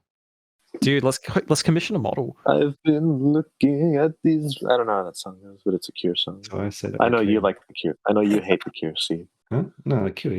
I actually got the Cure shirt on. Oh wow. Safety's on, asshole. Oh, hello, I'm Cure, Robert Smith. Anyway, Never listened to Cure. We've seen this enough times now. This is a good one. Excellent. Proud of you. Great job. Great job. Excellent job, everyone. I'm just going to buy some more time while I try to find the questions. I have a question. Maybe You I'll did. ask my question. It's a quick one. I mean, just do it briefly because this is my own question. I got a question for everyone. We're doing the questions now, everyone. Questions. Okay. How often? Question time. How often in real life, when you're out in out in Brazil or whatever, in your real life, do you quote a character from a Gmod video, if it's your own or someone else's? Definitely not my own. Specifically, oh, well, not out in the street, but people quote my videos to me all the time. Why it seems? Is it because you quote your own videos when you're like, now plan B? I talk like him because I wrote him to be me. Okay. So I say things like him in my accent, of course. But does that not inadvertently make you quote your videos? Oh, yeah. One of the things I was going to say is, he's like, I assure you. Like, I say stuff like that. Like, mispronounce things. It's because there was a show called Snuffbox, like 10 years ago. Matt Berry's in it. And in the intro, he's talking about the show. It's in the intro. He's like, pleasure. He says pleasure, like pleasure. And I've done that ever since. It's just fair enough. I'm sure I have kind of thing. Sure I have examples of that I can point to, but I've forgotten. Oh, same. But I can't. Like, I think the only thing is like, yeah, for sure. Just over like the years of content watching and overexposure to American media and stuff, and not a whole lot that's Australian. Like some of the pronunciation of just words have changed. Like I think I can't think of any examples. You know what? They might not be great. Pronunciation, yeah. Pronunciation. Pronunciation. Yes. some reason the word cobalt's coming into mind, and I don't know why. Pecans. What about you, Shinty? Do you Pecan? quote anyone? Do I quote anyone In Gmod? in Gmod? No, not that really. nerdy. You don't Favorite speak like Gmod coach quotes? to yourself all the time like I do. I sometimes try to sound like Sird mixing. Yes, like exactly. I have some out of practice for that. out of so- Gmod, I do quote. Like if I'm like in real life, I do quote sometimes as a joke, and no one gets it because none of my friends know Gmod that much. Same. But I just do it, and they just don't give a crap because they don't know. But Well, it's subtle. It's there, My but group it's of- subtle. Yeah. In my There group you of can, friends, no? we do kind of quote sometimes, but we quote more like TF2 in general rather than Garrus mod. Yeah, I suppose that's true. Like that's me and coach. Okay. Yeah. I'm going to be asking a question from Vigor. Ooh, I like him.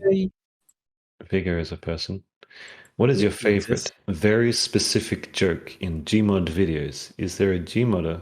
Is there a Gmodder that just nails it for you every time?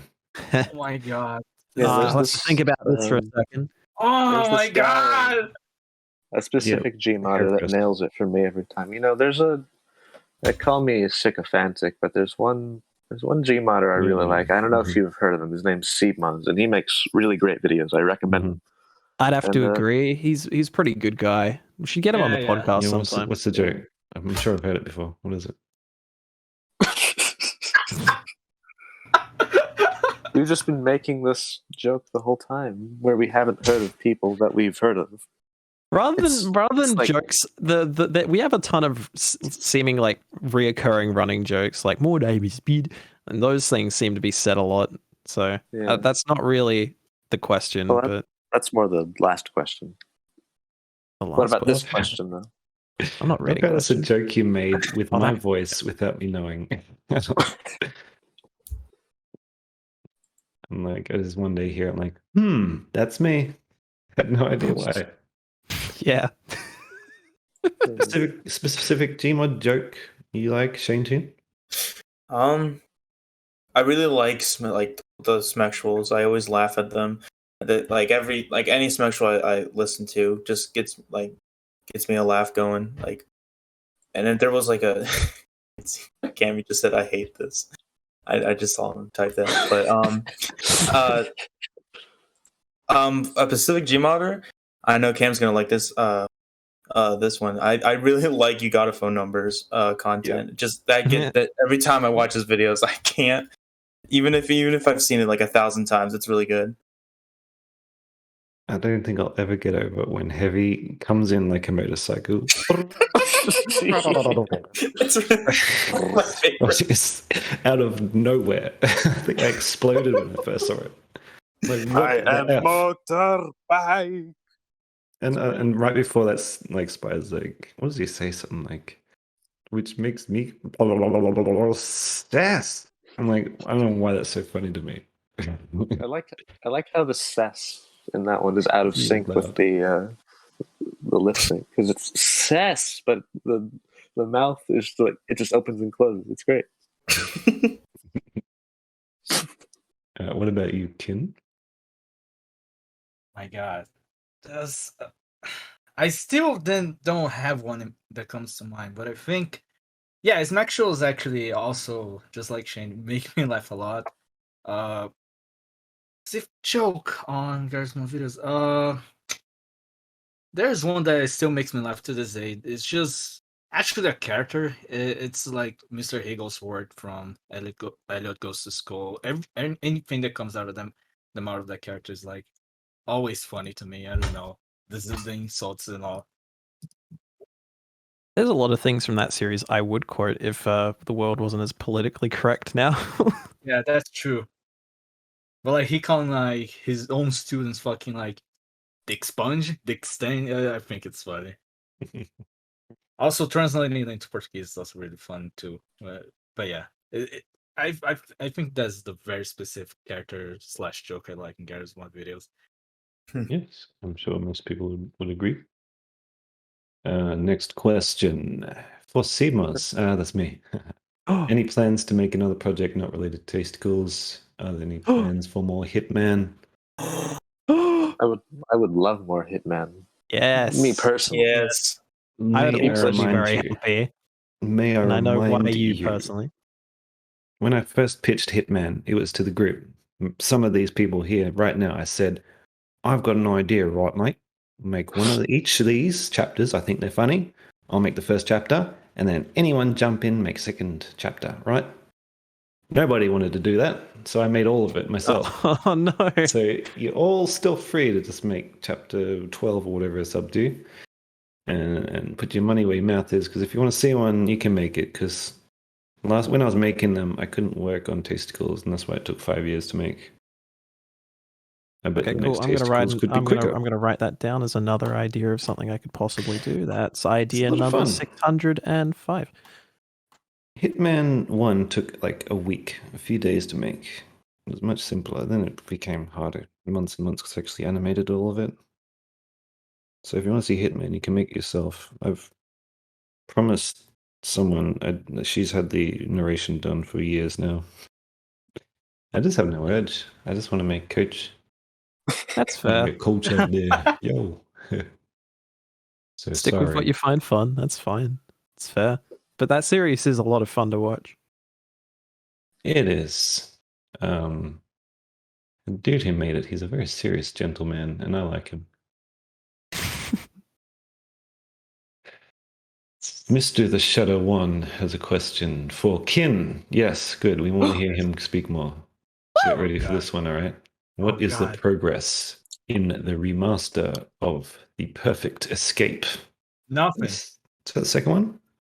Yeah, it's the second one. I gonna did make promise it. I was gonna remake that, but there's nothing Hey, to. If I recall, Damn. I don't know if you ever explicitly promised you were going to make it. You said, I might. Who knows? Oh yeah, that's true. That's true. But And I guess some people would interpret that as like you're implying that it's already in the works, but Yeah, it gives you some leverage. But I really want to remake that, but I have nothing right now. Like zero. I'm gonna be totally honest. I could lie and say, they have this and this, that, but no, I have nothing at all. But I'm planning on starting soon because, like I said, I do like remaking videos and fucking to get the story, give the story a bit more. How should you say? Polish. Yeah. Give Give it- the storyline a bit more polish. Create the original vision as it was always intended. Yes, Maybe? or a new vision that is better than the old one. Okay. Because I'm really- thinking along the lines of like how like Resident Evil 2 got remade, and like it's almost a completely different experience, but it still captures everything that was intended in the original, but just because of the limitations on the PlayStation 1, it couldn't really be fully realized until today. It's that kind of thing. It's like it's in essence the same title, but it's slightly longer, it's more detailed, there's new details. Yes, it's really cool. And a bit more polishment. Yeah, that's pretty much it. That's pretty much what I want to do with The Perfect Escape. But for now, nothing. Zero. Damn. You've had me hooked. I want to see what happens to poor Heavy. I want to see him go through an arc. I want to see a third one. And, Yes. Oh yeah. I'm Do planning something on new. making a third one. Yeah. Take a Maybe writing he class. doesn't Let's get make defeated. Maybe the main Oh my characters God, actually feel bad for him. Seibmoz is actually hoping that I make a new video. Oh my God! Hey, you know what? It's like, hey, go out and do a lot of work and effort. I don't know if that's a good thing. I always think that like, someone just says, hey, you should do this. Like, okay, that's hours and hours and hours and hours of work. Yeah. When's the next Hitman? Death of the Sun, maybe. When it's done. Yeah. When working on an Lock that animation in. has to be something you personally desire to do. You can't just like quickly chop one together because someone asks you. It's not like recording a line or something. No, man. No. It's not like making episode 3 of Half-Life. It really takes effort. Anyway, I've got a question for Bid. Oh, that's me. After That's coming you. back after coming back? I thought you never left. After coming back to animation after a long break, what are your plans, if you have any? Not 100% sure. Actually, to be honest, one video that I was working on for a bit, but then sort of ran out of steam for, but sort of want to go back to now, was a remake for my first ever video. One that was actually taken down from my channel because I made it when I was 11 and it's terrible and literally got a copyright strike from it. But I want to revisit the core concept and make it again. I put it in my little compilation of like old videos up to date. Right at the end, it's god awful. It's called like Engineer versus Soldier. Also, a series I was originally working on with a friend that was meant to be a like tennis collab back in like, holy crap, like 2017 or something. It was called Drunken Quest. I may be revisiting that soon as well, just because I've got some new ideas and I've been talking to that guy a bit as well, and we're both interested in working on that. In general, I've just got a list of things that sound like fun. I desperately want to do a Mug Soldiers sequel. That's been like an idea of mine for ages, and it was originally like this really big ambitious project that was going to be part of there was a collab that Pymations was actually going to put together that was going to be like his farewell to the Team Fortress 2 community, called the Tape Crate. Yeah, we know about the Tape Crate. Oh, that 10 years I ago, believe. right? Yeah, that was ages ago, but it got cancelled or something. And I had this whole video planned with an anime intro and stuff, and I ended up scrapping it when that idea got scrapped. And then it kept on like, I've got so many things that just keep on creeping back into my mind. And the one thing I'm worried about is having too many ideas and then just trying to split my motivation between them, because that's happened so many times. And I do have this one project that was going to be an amalgamation of some old ideas, which was this one idea called, where are we? It was Scout's Bad Hat Day. There was Detective Ham. Don't mind the names. This is all from my own knowledge. There was something else I can't remember, but it was going to star me, Bid, the funny Australian man, in this big long adventure to get a fake unusual, and it was going to be like a precursor to other characters of mine. I've just got way too many ambitious ideas when I don't even have all that much out as it is. So I don't know. I've got a lot of things I really want to do. Most of the time I end up doing a collab video because there's so much less pressure, and yet also a deadline, which adds a different kind of pressure to have me actually finish what I'm working on. And when I'm working on big projects, half the reason, well, no, not half the reason, half the reason's the just general self, improvement trap, and just continuously working and working until I can get to a point that I'm happy, which never comes as a creator. Another reason is just having ideas that are either not long enough and I get stumped halfway through, or the polar opposite. It's like completely way too ambitious, and I just haven't found that good in between, but I'm really, really trying, because it was a lot of fun working on the Rush Combat collab thing, and sometimes I just want to make more. Yeah. So there's my answer. Work on your portfolio. Yeah. You need to kick up the bum, is what you're saying. Probably. That's part of the reason why I make scene by scene, because then I can still be creative without just following my plan. I think it's harder to just work on a plan, because you might change your mind, or you might think, oh, I'm bored of it, because literally you've seen it so many times, you're bored of it. Yeah. Going straight ahead is so much fun, and that's the only reason I was able to do those first two actually only original videos on my channel, because that was just a straight ahead process, and it worked out well. I just need like a loose idea and just go off on tangents, but I struggled with that a bit more than I used to. Okay, yeah. Okay, well, excellent. Another question for our main man, Mr. Kin. Why do you? Okay. Everyone loves you. Can you bump up one for Shane, please? Anyway, Kin, what's we're talking about the UI, the health for your collab entry, the fighting collab, like the UI on that. Was that hard to make? Oh, I fucking got. Yeah, it did took some time to like actually make it look how you say genuine, as in like actually from a fighting game. I did like take inspiration from JoJo's Bizarre Adventure Heritage for the Future, as in like the characters, the portrait of the characters, like on the side of the health bar.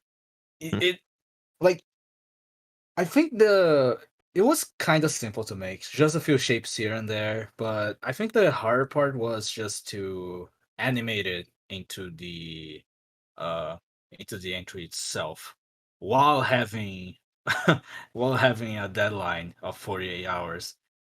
I didn't even was able to like put all the details that I wanted, like combo counters, the uh, announcer saying like, "Oh, counter, oh, first hit." But yeah, it was difficult to make like animate the health and all that stuff for that specific video. I may, because I am planning on doing that more, because I know a lot of people loved it, and I'm planning on doing more of this in the future. And I might have less of a infernal time doing it, but yeah, it was difficult for that one time.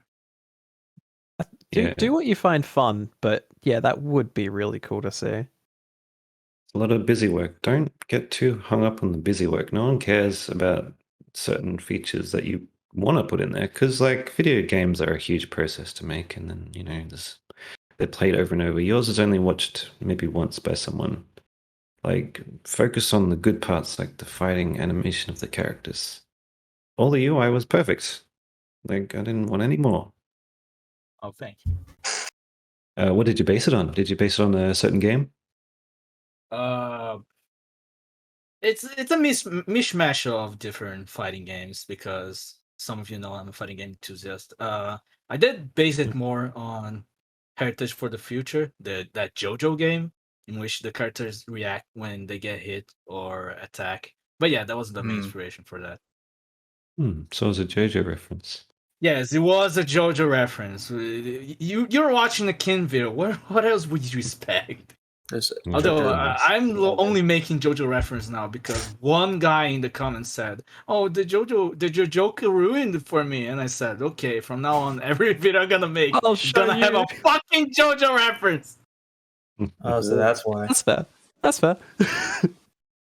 Sorry, I should be saying this. Well, is it's your video. I can't stop you. It's a good one. I like it. Lol Scorpion's asking these questions, and the next one from Lol Scorpion. Here, you make a lot of music on your other channels. Are you also going to make some for your Gmod videos? You're going to make some music for your Gmod videos. Ooh. Well, funny you should mention that, because I did write a Christmas song for a video I was going to make at the end of last year and didn't. So I'm repurposing that Christmas song for my talent show collab entry. And of course, the obvious question is, "Oh, Monsieur Herr, it hasn't been Christmas in 6 months. Why are you using a Christmas song in the middle of the year?" Great question. It's because I can. It's fun.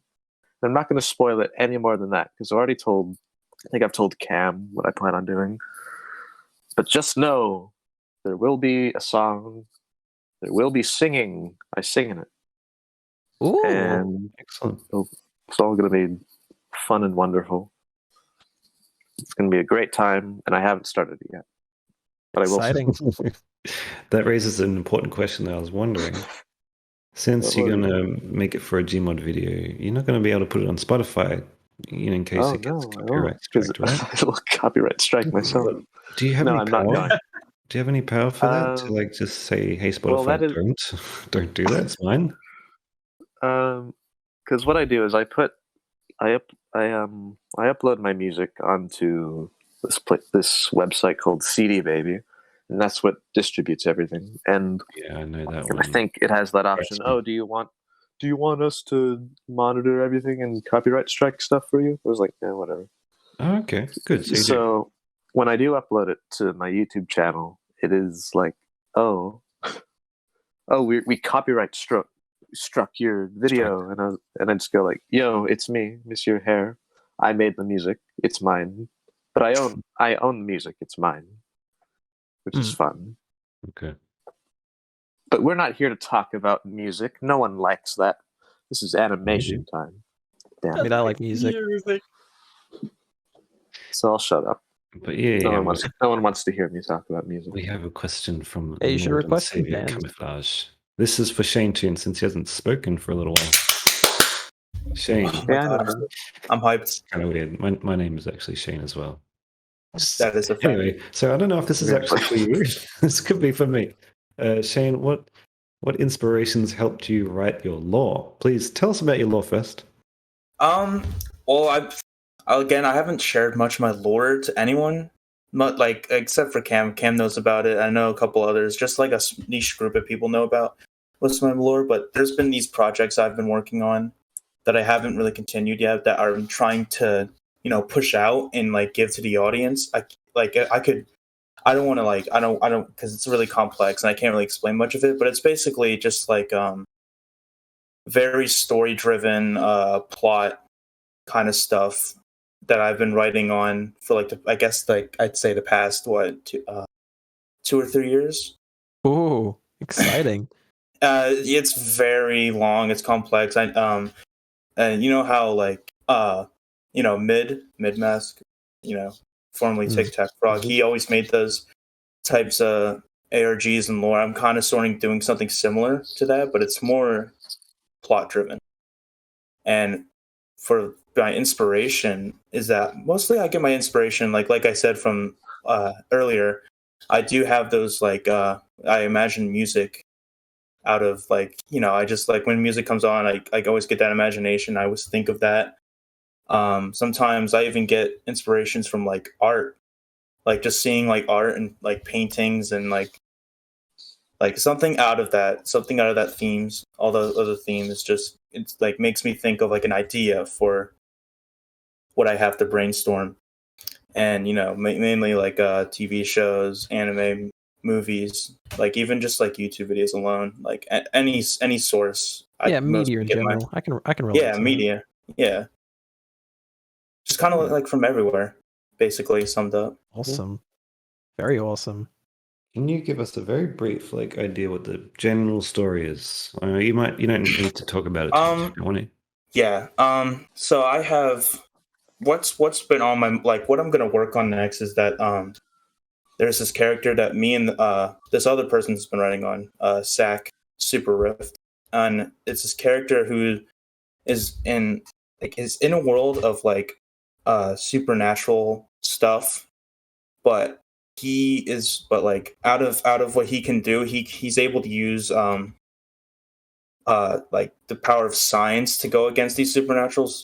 And I thought it was really cool to put someone who doesn't even have powers into a world with people who have that, and see how they see how the conflicts are in that plot. And I thought writing up a story for that. So that's what I'm currently on. But that's just a short version of what my lore can be.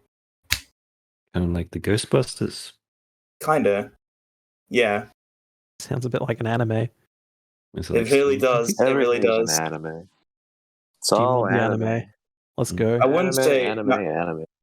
Someone said isekai I wouldn't say isekai. It's not like they were in a different world. It's just the normal world. It's just this one guy does not have. Did they? This guy is weaker than the usual. He did some, and he has to fight them.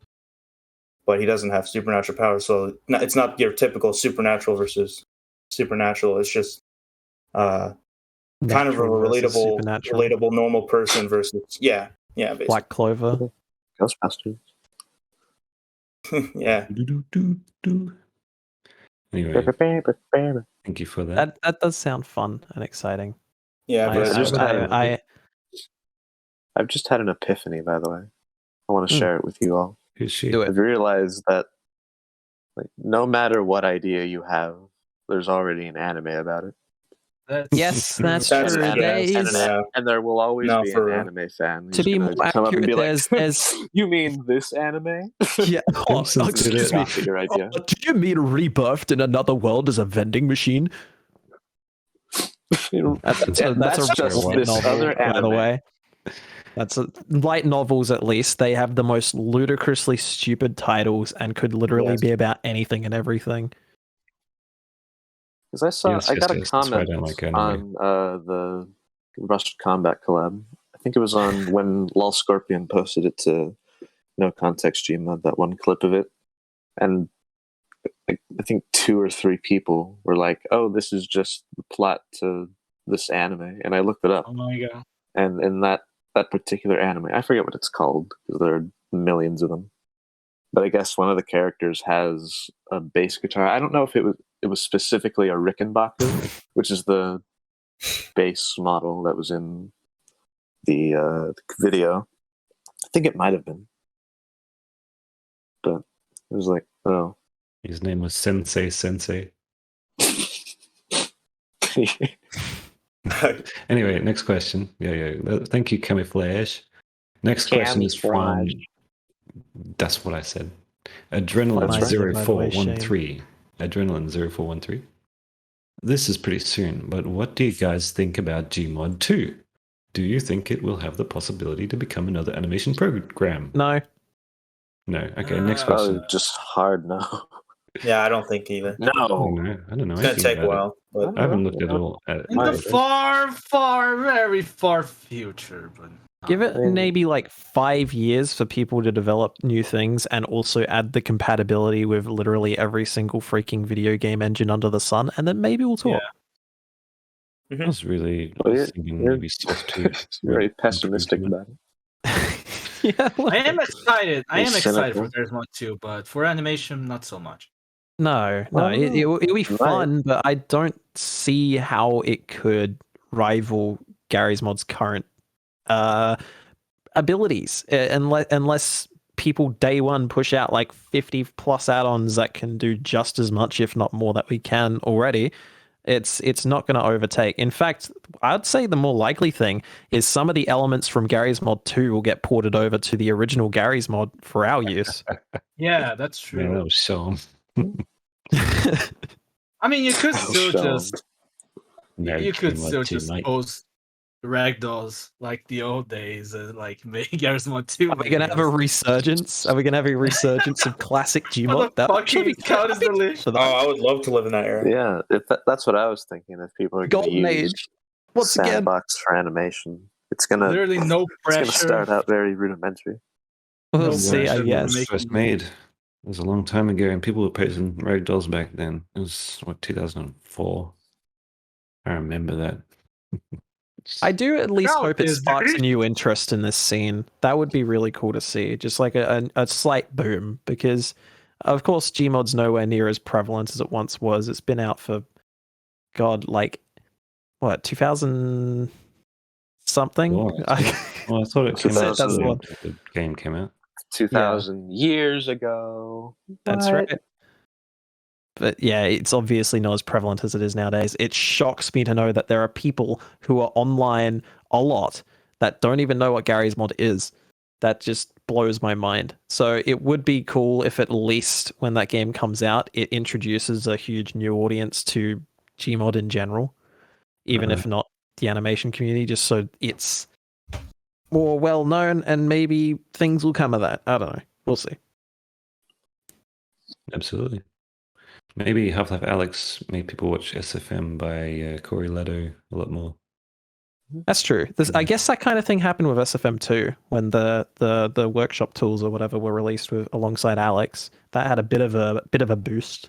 So there might be something similar, but it's a whole new beast. So I also thought people would get into Dota 2, but none of you care about Dota 2. I got into Dota 2 in 2015 and then joined a competitive team, and then that competitive team disbanded on the day of our first match, and then I quit.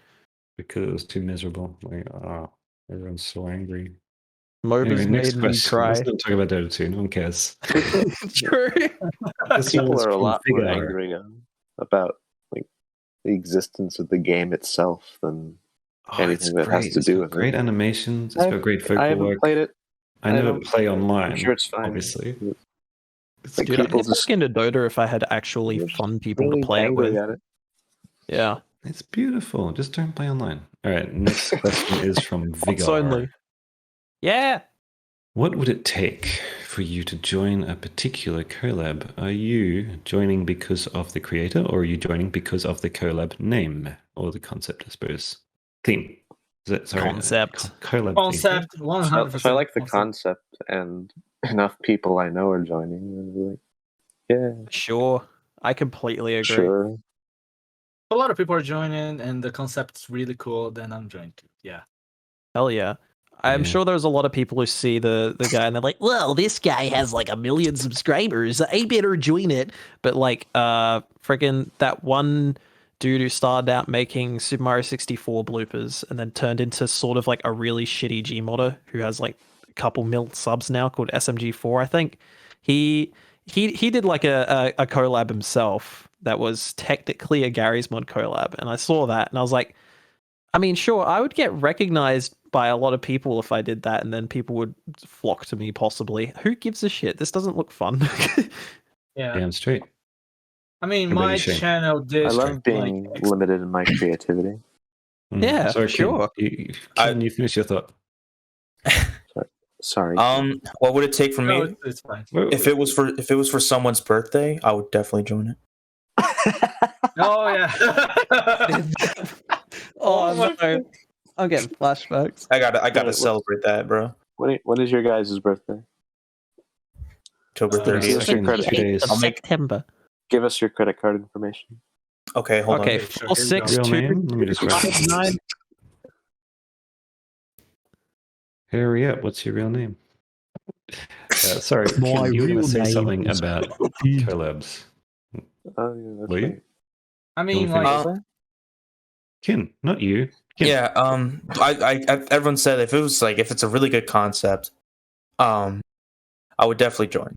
But I rarely join much collabs. Well, I am joining Talent Show Collab 3 because Awsum Noob and Erdemon needed someone to work with, and I was like, I could do that because I have free time right now. Okay, But- thank you, Ken. So you did join for some people. Yeah, I did join for some people. Yeah, Not the host though. It's just yeah, Yeah. for just helping others, for helping others. I feel like I have Helpful the people opposite who help answer. people. I have the opposite answer for most of these questions to you. I think I'd join it only because of who's hosting it. Like, I don't really care about the theme. I could make an idea about anything. But if Hair made a collab, I'd have to join because it's Hair. And it's bloody Hair. I'm gonna do well it with for- friends. With friends, I guess that makes a bit more sense. Yeah, But what if it was anything like- camouflage hosts? Like, obviously, I'm going to do it, even if I have Yeah. like 2 minutes to make it. Yeah, in that way. In that sense, yeah, the creator. Yeah. Okay. I was thinking more like people I'm not even that familiar with who just have an audience. But when it comes to friends, yeah, I can relate completely. I'd probably at a drop of a hat, unless it was like the worst concept I've ever heard of. Mm-hmm. Okay, counterpoint. Yeah. What I if mean, it's for, awesome idea? Sorry, let me finish. Let me sorry. finish. You What if finish. it's awesome idea? Like it's like Scout. What would he do if like he had a gun or something? Something you really like, and you're like, yeah, sick. But it's like SMG4 is hosting it. Would you say no? If it was like I don't know. I don't know. It depends on who else is actually joining it. If people I respect and know are looking at that and going, "Hey, that's actually pretty dope," yeah, I'll join. I'll just go along with the crowd. I don't know. I actually don't know. So it doesn't matter at all who's hosting. Not really. It's not like I hate the guy or anything. It's just it doesn't seem like it's worth joining. Hey, I only mentioned SMG4 because he said before, and I actually don't know who that is. So Okay. if I offended anyone who likes SMG4, I'm sorry, I don't know who that is. I don't know who that is. Yeah. Ken, were you going to finish the thought about collabs if you join it because of the person or the theme? I should also say I don't hate SMG4. Anyway, go on. No one hates I've it. always like joined collabs because of the concept. No matter who is like, I mean, if a popular person is hosting a collab, it would be more easy for me to know that that collab is happening. So I'll join it. But I think the concept is always more appealing to me for me to join. For example, Merciless Rush collab. Like it was a close collab, so a few people knew that it was happening, and was one of the few lucky person that actually saw it and went like, "Oh my fucking god, a Rush collab on Seibmoz? Sign me the fuck Yeah, up!" what an idea. Yes, A And, like- Rush collab? A challenge. It's a Modern day challenge. warrior, mean stride. Today's Tom Sawyer. Yeah, the musical references and the Hey, fun hey, hey, we're Gary's not in a mod. rush here. All right, that's my quota for the day. Uh-huh. That was fast. Wow. That must be your PB. also, Peanut butter? also my video. And We were talking about music earlier, so that's another check mark on the list. I see. I was talking about Sparks earlier. Talking about Rush now. No, I need one more. But we can do that for later. Okay, I'm going to attempt three. this next question. Okay, I'm just gonna read out the question, even what's in the brackets. This is Oh my god. you can see it, yeah. From Erdemon. Thank you so much, Erdemon, for this great question. I don't know why this isn't list. God It probably took the place of a much better question, but here we go. Can you guys play a quick round of fuck, marry, kill with G modders? Oh, that's easy. Okay, so I would fuck Shane Toon, I would marry Seeb, and I would kill Bid. Yes. Oh my god. Kill me. No, did I? Okay, no, I had that backwards. I would fuck Bid, I would kill Shane Toon, and I would marry Seeb. Right. And that's about as much as I can handle. So Yeah, baby! anyone else want to attempt it? I'm just going to. That's my nemesis. Hair's my nemesis now. Well, everyone, no, listen, Shane. It's a rite of passage to kill you, right? Why would you do that? Why would you talking It's about nothing me? personal. I think you're great. It's very But personal. you know what? Kid. I think Sometimes you just You know what? You know what? Sometimes life gives you a name tag, and you got to read it. You know. You know what? Uh-huh. You know what? I would fuck hair, kill hair, and marry hair. That's my thing. Thank you. Clones. Oh my All free Hair clones. reanimated. Here's the order: fuck him, marry him, and then kill him. Bride of the Shane. That's what I would do to you. Since you want to kill me. Death at the honeymoon. Yeah. Just push me out. I'm not Like gonna we go on a boat. We go to like Lake Geneva or whatever. We go off on the boat, and then Dude, that was my favorite surprise, push me anime. out of the boat. That's a really good anime. I'm back on anime. Anyway, before we get completely sidetracked, I'm going to go to the next question. A good buddy by the name of Himik, a Russian gentleman, who is always in the stream chat, by the way. Very dedicated Gmodder man, even though he doesn't work often. Himik says, favorite old, maybe not so good Gmod animation. Ooh. Do you have a favorite older Gmod animation that you might not be so good? Guilty pleasure. I'm never Or a guilty about my nostalgic pleasure. That's fair. Here, do you want to finish? I'll let you go first. This is a good question, so you say something. No, I don't really have an answer for that. Like I said, with all seriousness, I'm not guilty about my pleasures. So, but I can't really think of anything actually. I have time to pull up if someone had an answer, because I do have an answer. I do too. I do Then too. please enlighten us, Put it because into I don't have an the answer. The Gpod participant. This is my answer. When I get to, I'll go after Ken. Nice. Last one. What about you, Bid? Are you next? 2011 as well, except it's a way more well-known video, I suppose. It's the only one that really comes to mind, and I'm not even really sure why. I guess it's just nostalgia bias, but The Revengineer by Magma Block. Can we pull it up in time? Oh yeah, I knew. I hate to like That's a really cool just one. I hate to post put there this we go. pressure.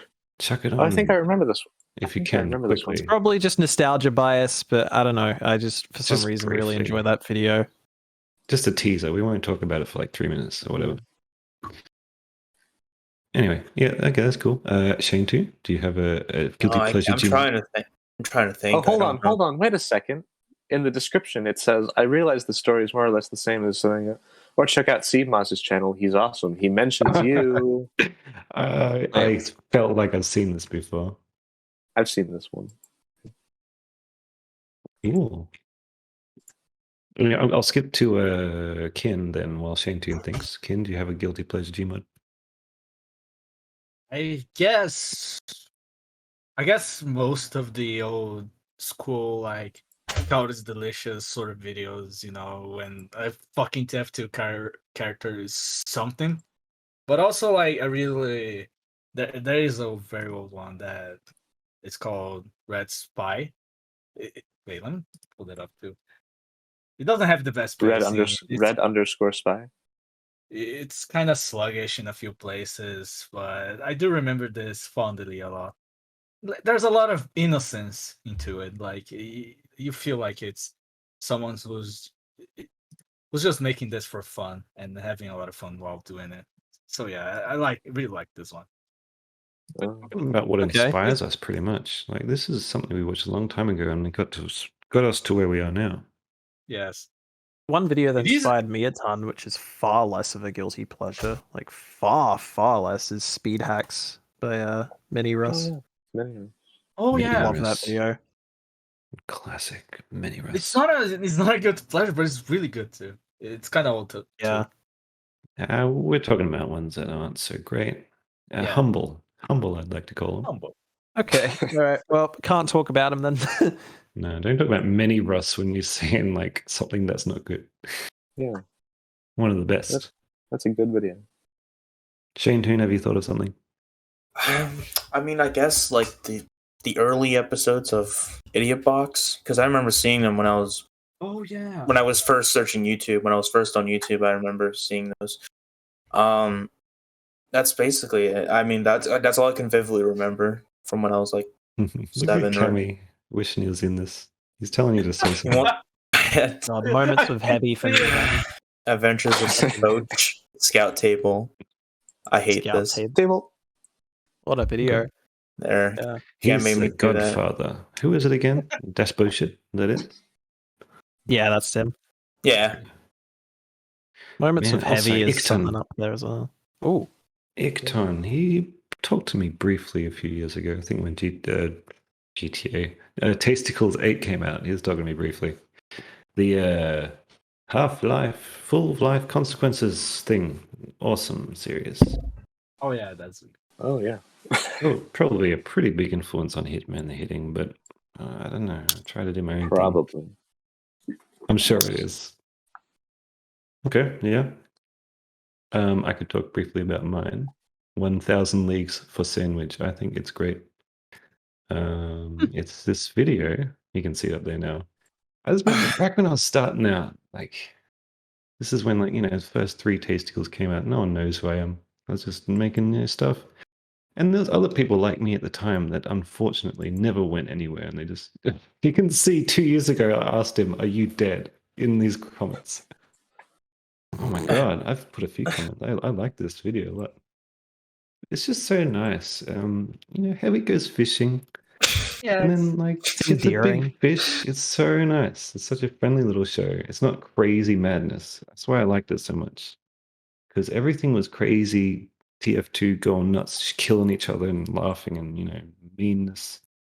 This is Heavy going to the bottom of the ocean and getting a big fish, and he rides it at the end. He goes, "Yes!" It's so nice. Wholesome. It's very comfortable. It's so cute. It's a lot of just that he water. drowned it, and it's, you know, it's thrilling. It's a nice little story. Yes. I actually didn't want to. I didn't want to say. Sorry, I spoiled it. We're watching it and I spoiled it. Yeah. I'll forget about it and then remember later. But I wanted to. I just thought of something. We were talking about moments with Heavy earlier. Heavy Goes Bowling is probably like one of my favorites. Oh, yeah. I like this big monster guy. Look at that. He's cool. He's like looking around. He's got his mouth. I think he's cool. What is he? I don't even know what that is. So sea spooky. It's a monster. Sorry, you were saying about Heavy? Yeah, moments with Heavy. That's a good one. It's not even. I'm not even saying, oh, it's not that good. It's because it is. It's not just nostalgia talking. It's a great video. Oh yeah. Because I don't really get nostalgic for things because I can just go out and watch it whenever I want. Yeah, you have a very old-fashioned taste anyway. So True. yeah, you do just Oh. keep listening to older and older stuff. So what are you nostalgic for? My nostalgia more so stems from just like the time I was in at like that point when I first encountered whatever it is in question. Yeah, Like I understand that. 2011. For sure. Oh my god, Yeah. look how big he is. Look at the big dude, he got a big mouse. Big boy. Isn't it just Right, great? big guy. And you're like, oh, I ate the heavy, oh no. Oh no. Oh no! Oh, Oh my god. Foxer, I thought it was Foxter. I don't know. I remember when I started out getting a viewership, some of those gang sort of like got me noticed. I think Foxer was one of them. Lemmerfot, yeah, he was big back then and he got me some viewership. That's cool. Lemmerfot. What's the next question? Sorry, I was just watching the video now. I know. It was really cool. Next one is from Ginger Ninja. Ginger, my boy. You ever thought of having co-writers on your projects? That's a good question. Hair. No. Oh, No, I didn't think so.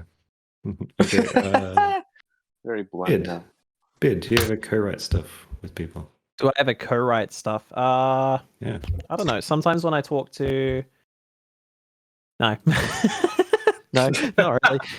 I sometimes like ask a friend a question or something about something, You take and just like influence try to advice, get influence advice. Just try to get a second opinion. But I usually that's something I should probably do a bit more. Is just get some little more assistance from others instead of doing everything myself in my head and No, creating it's jumbled absolutely fine messes. to do that. Absolutely fine to just stick to your own thing. It's your burden to bear. Mm.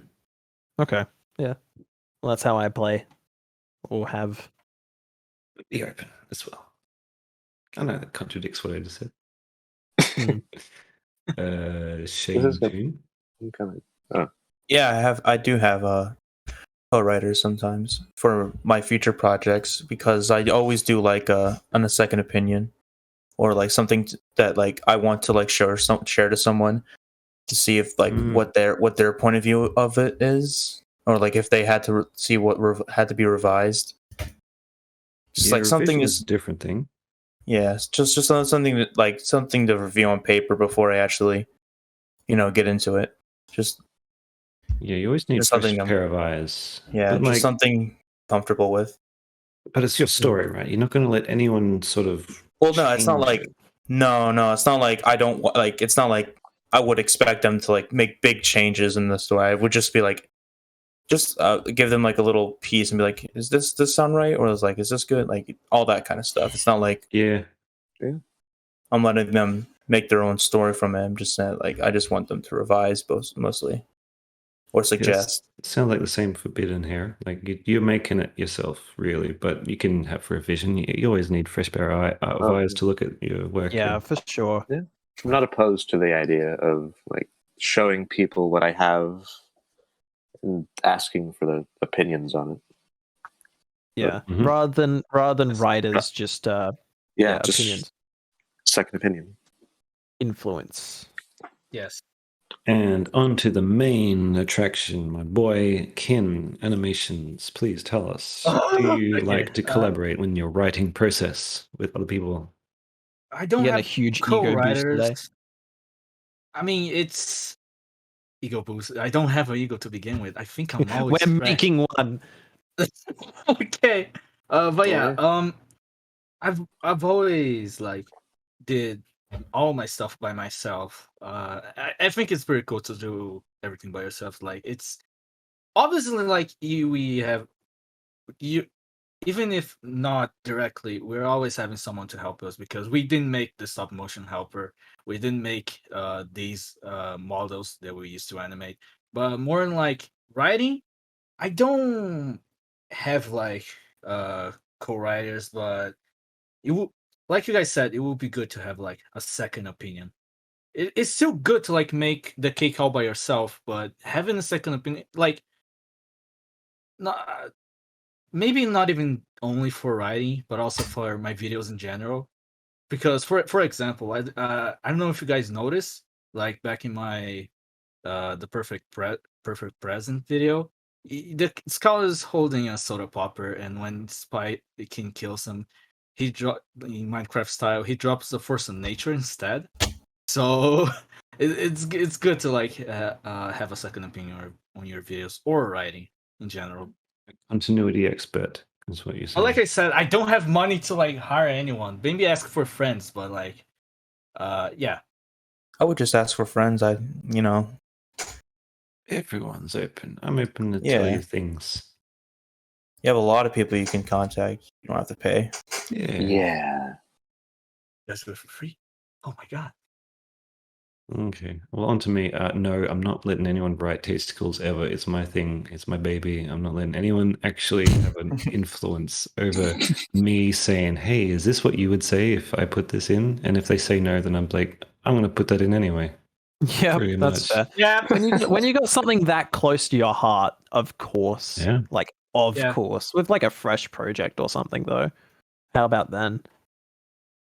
I don't know. Hitman the Hitting was written like that's not my writing, so maybe that was rigid though. I'm not changing the words much in Hitman the Hitting. I think the script's pretty solid all the time. Not that they're always good, but I don't change it much. You don't want too many cooks, right? Too many cooks. I see. Yeah. No, I've never co-written something with someone ever. Really, kind of complicated. Next question is from Mr. the Shadow One. What is your opinion on story-driven animations that tackle heavy subjects? Emphasis on heavy. Well, I was talking about moments with heavy earlier, and there was this one episode where he goes balding, which I really like. But I also really like the one where he gets his driver's license. So heavy subjects, I'm not opposed to them. When the subject is the heavy, you're usually in for a pretty good time. You're usually in for a good time. Yeah, exactly. Anyway, next question. Next question. This I like the podcast heavy. has been going on long enough now. I want a good answer though. Like, what's the subject what is the subject that's too heavy for you to go into? Like, I don't know. I can't really lift I don't know if they 200-pound. I don't know. I'm going to skip on to someone who actually has a real answer. I would have a real answer. I'm not going to lie. I mean, I do have a real answer. Okay, back to him. But if Bid wants to give his real answer, No, or if Shane or Kin want to give their real I'll keep myself answers, brief. I'll keep myself pretty brief. But there are things out there like, I mean, okay, there's an overabundance of really terrible internet ARGs and like Gmod ARGs, but there are some that have like actually decently well thought out themes and ideas that are pretty, heavy stuff. There was, well, at least it's implied to be pretty heavy. There was some ARG thing that was about dementia and stuff. And like when it comes to actual animations, I don't think that's really, I don't really think you need to stop yourself from going into that kind of territory if you really, really want to. Maybe if it's completely out of character, but there's nothing wrong with trying to make something serious for a change, I don't think. One thing I learned in my studies, always push something too far and then dial it back. Because if you shortfall, you just, not just with actual physical animation, but with everything. It's always a great rule of thumb to push it to the absolute extreme, to the point that it breaks, and then just dial it back a bit.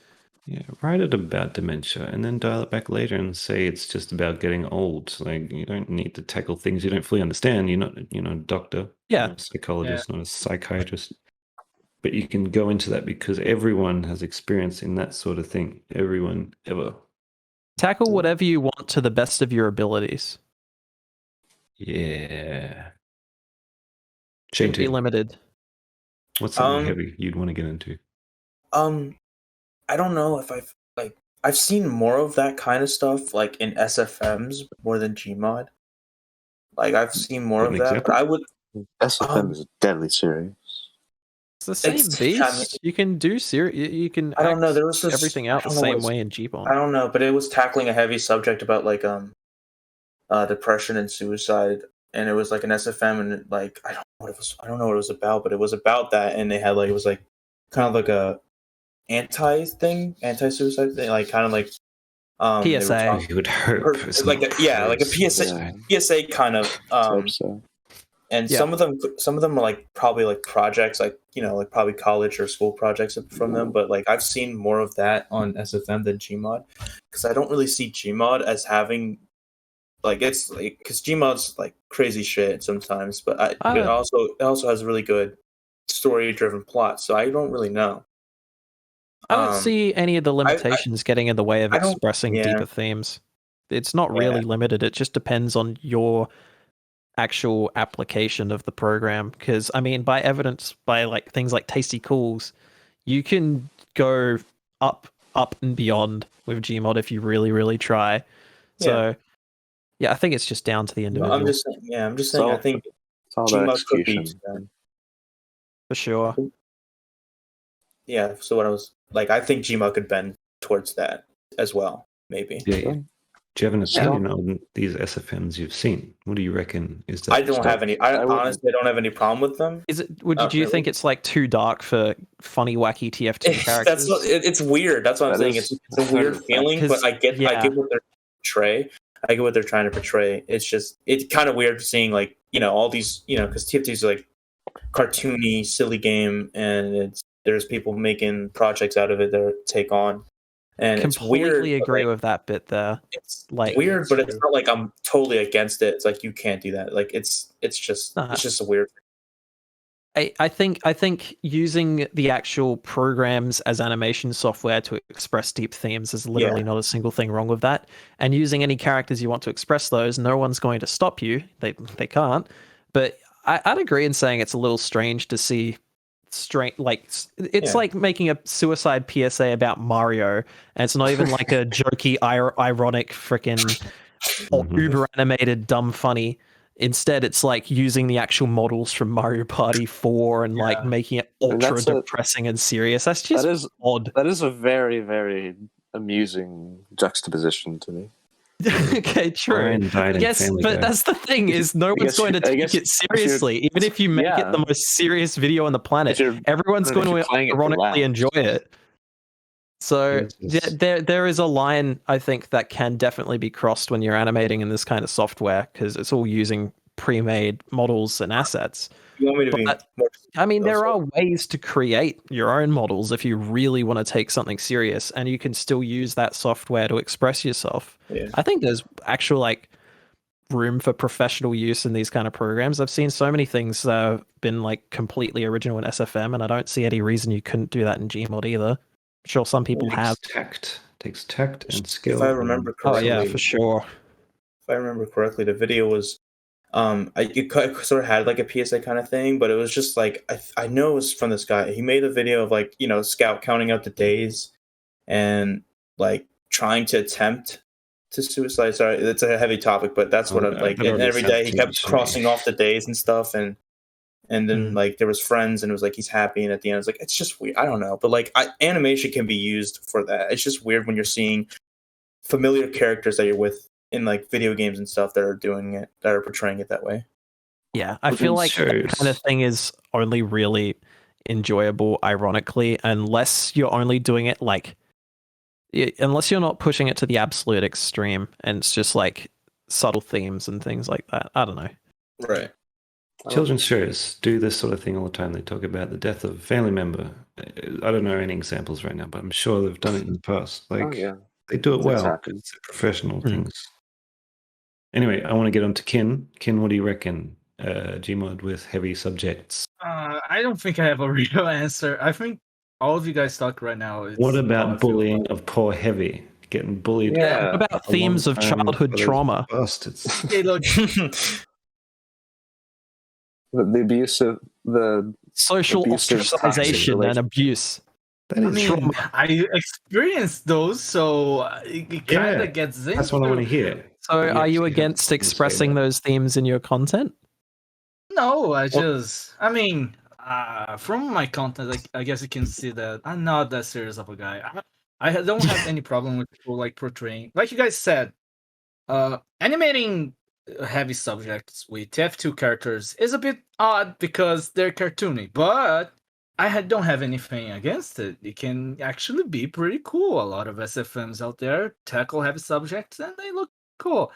But I'm not that kind of guy. Hey, fair enough. I might try one day if I'm feeling it, but in my current state, no.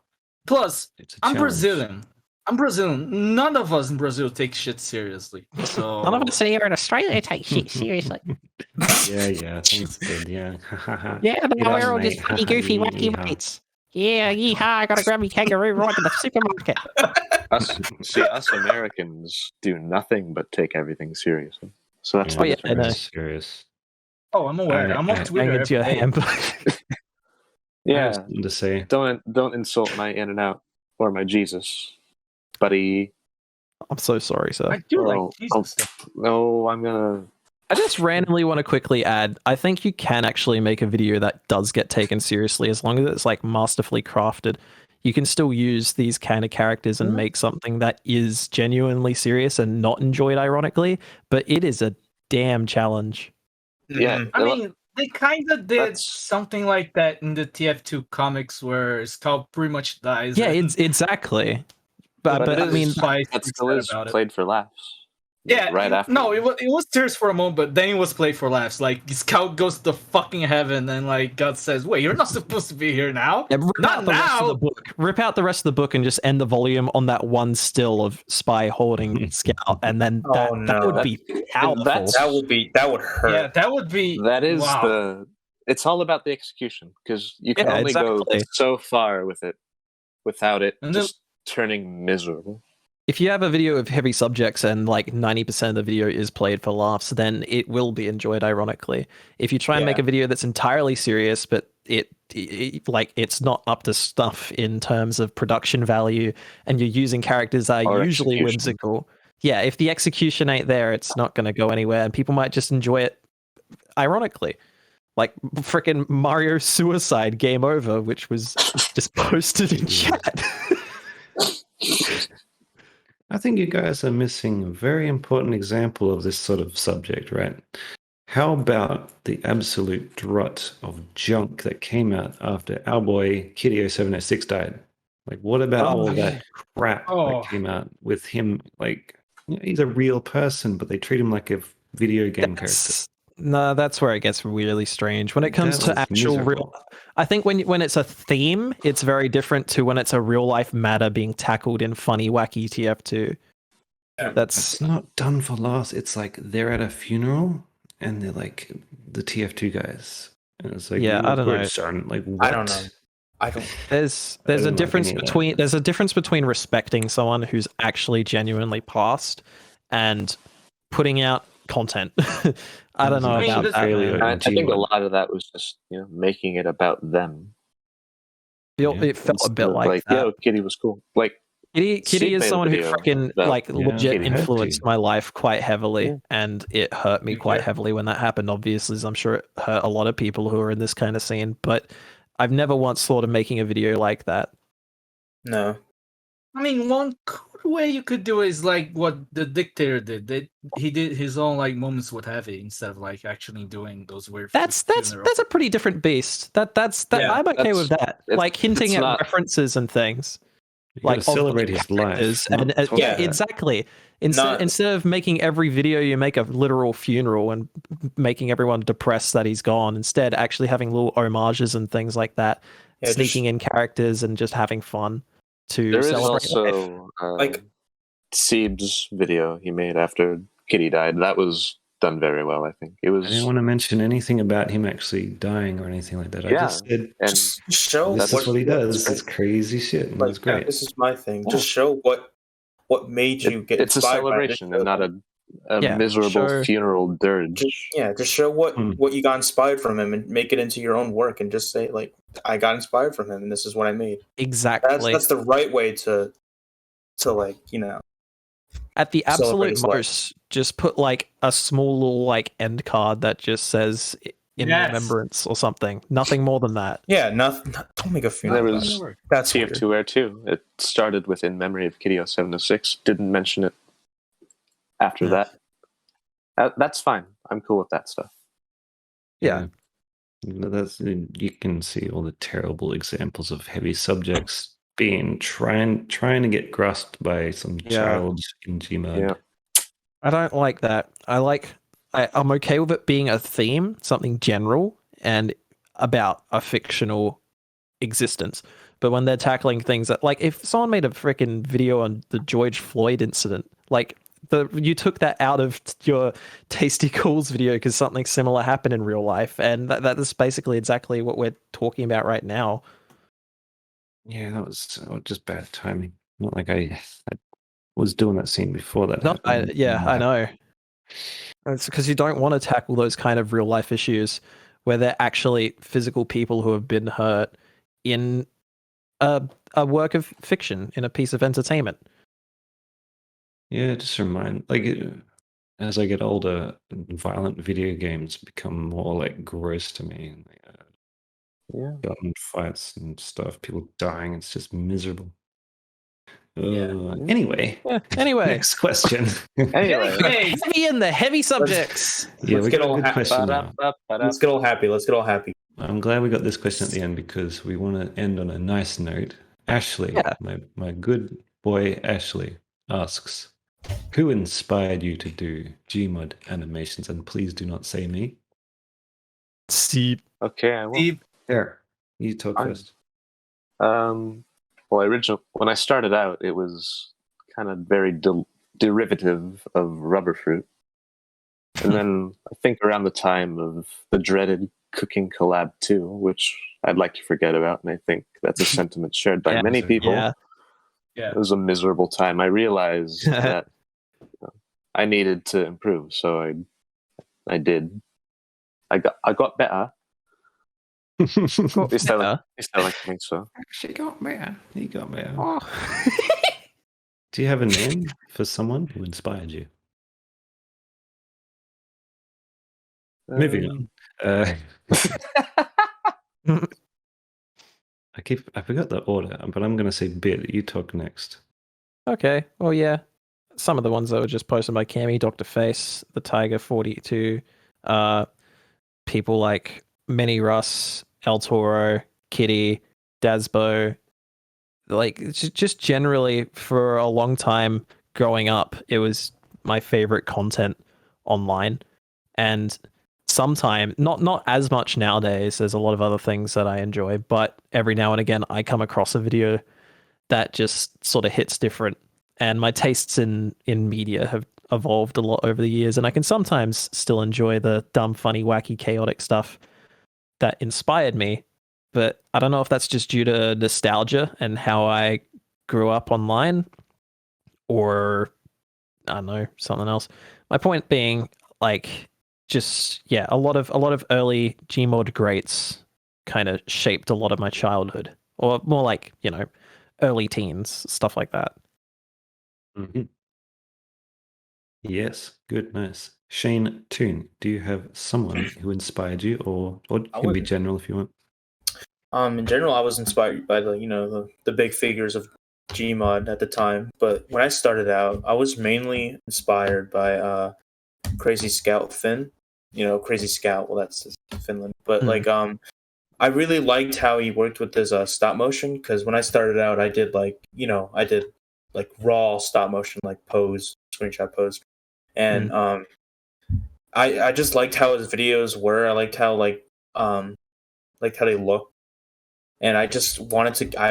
At the time I was trying to reach to that style, and that's where my main inspiration came from, to try and make all those random videos at first. And I kind of stemmed away from that. I kind of went on my own thing to do like story-driven stuff. And when I was at that time, I wasn't really inspired by any other Gmodders, but I was just mainly inspired by people who did those sort of plots, those big plots for Gmod. That's where I was inspired from. Crazy Scout Finn definitely sparked a desire to improve my actual overall quality, for sure. I wanted to get that kind of stop motion ability down myself. But apart from that, it's been like influence from other media weeding its way into my mind, but I haven't really put it out on a page.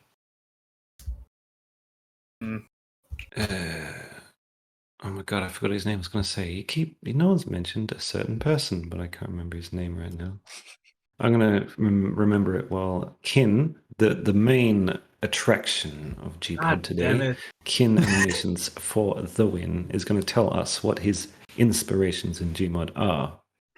Okay, let's see. Like the big heads of Garsmod, that is like the Boss, Kitty, and Rubber Fruit are what like inspire me to start doing this stuff.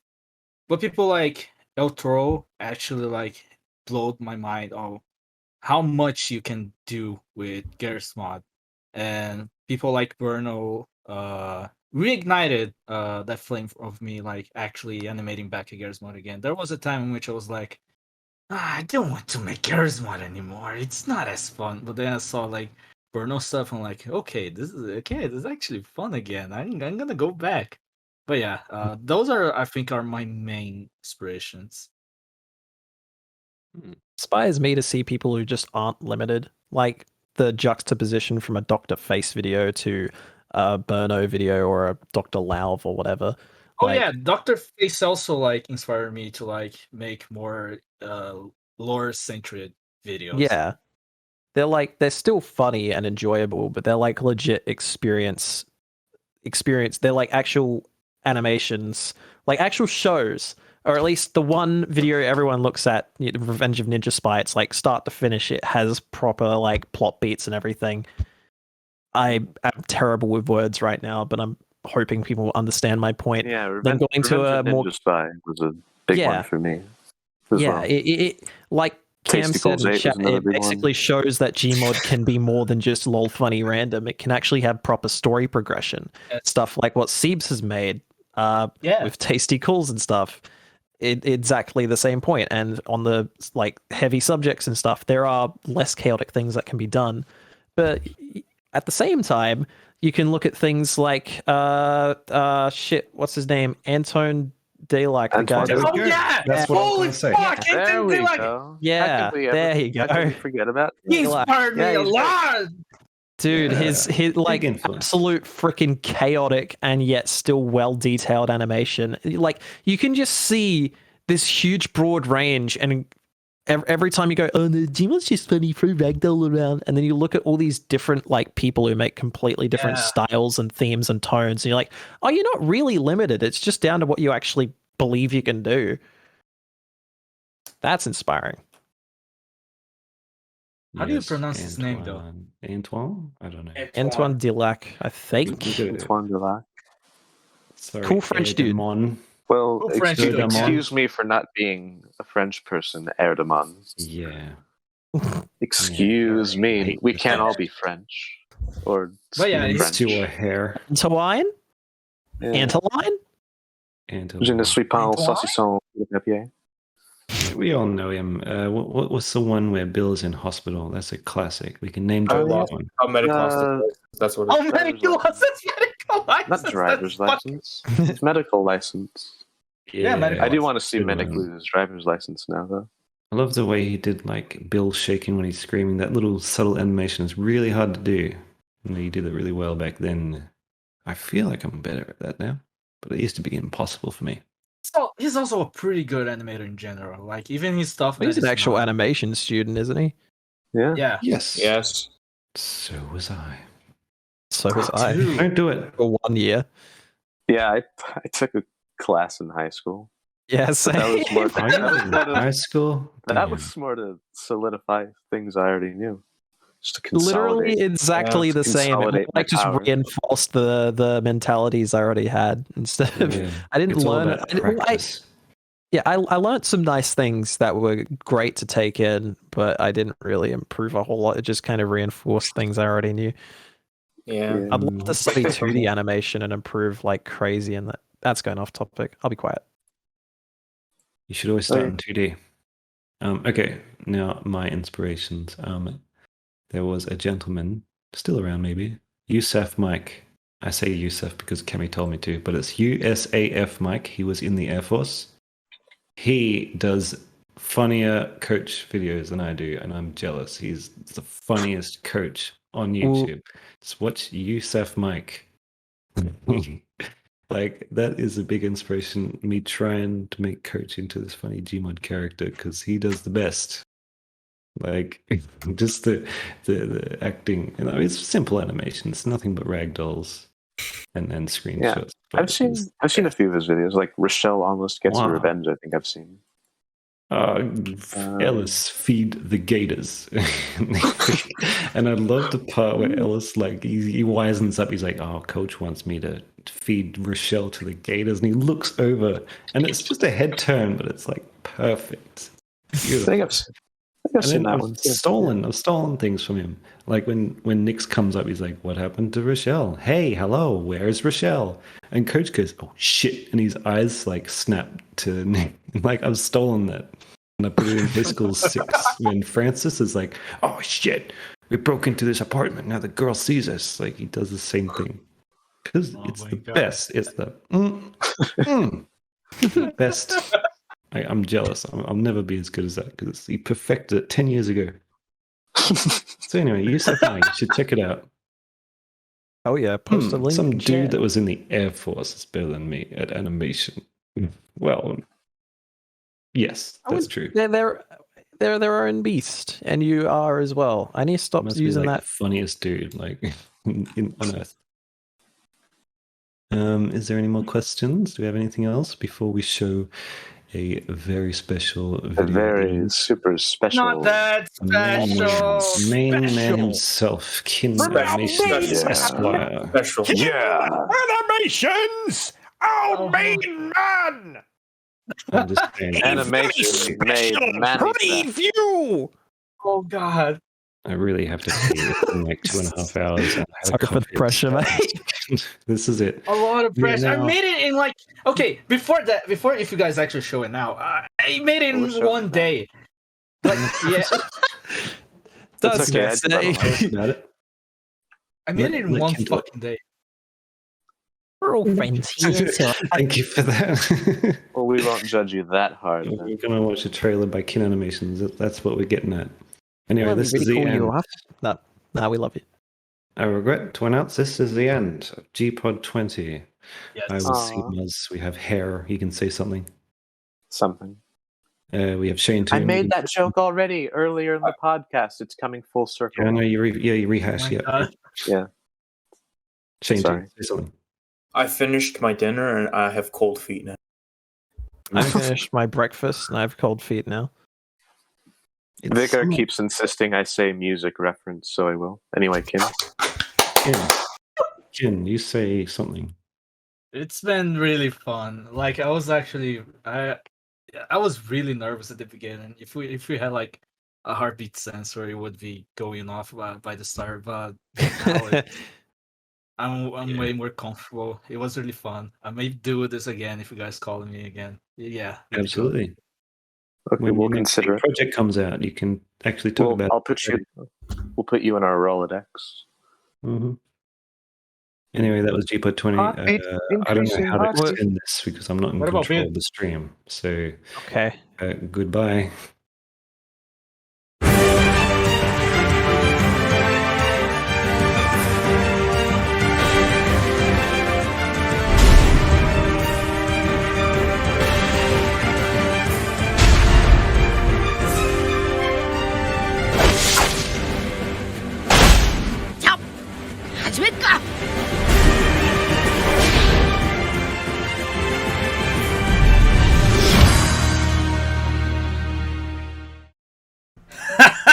Tricked ya! There is no Minecraft in production right now. Okay. There is a Minecraft in production, okay? But it's not 2. It's a remake of the first one. Okay, why are you still here? I already told you everything I have to.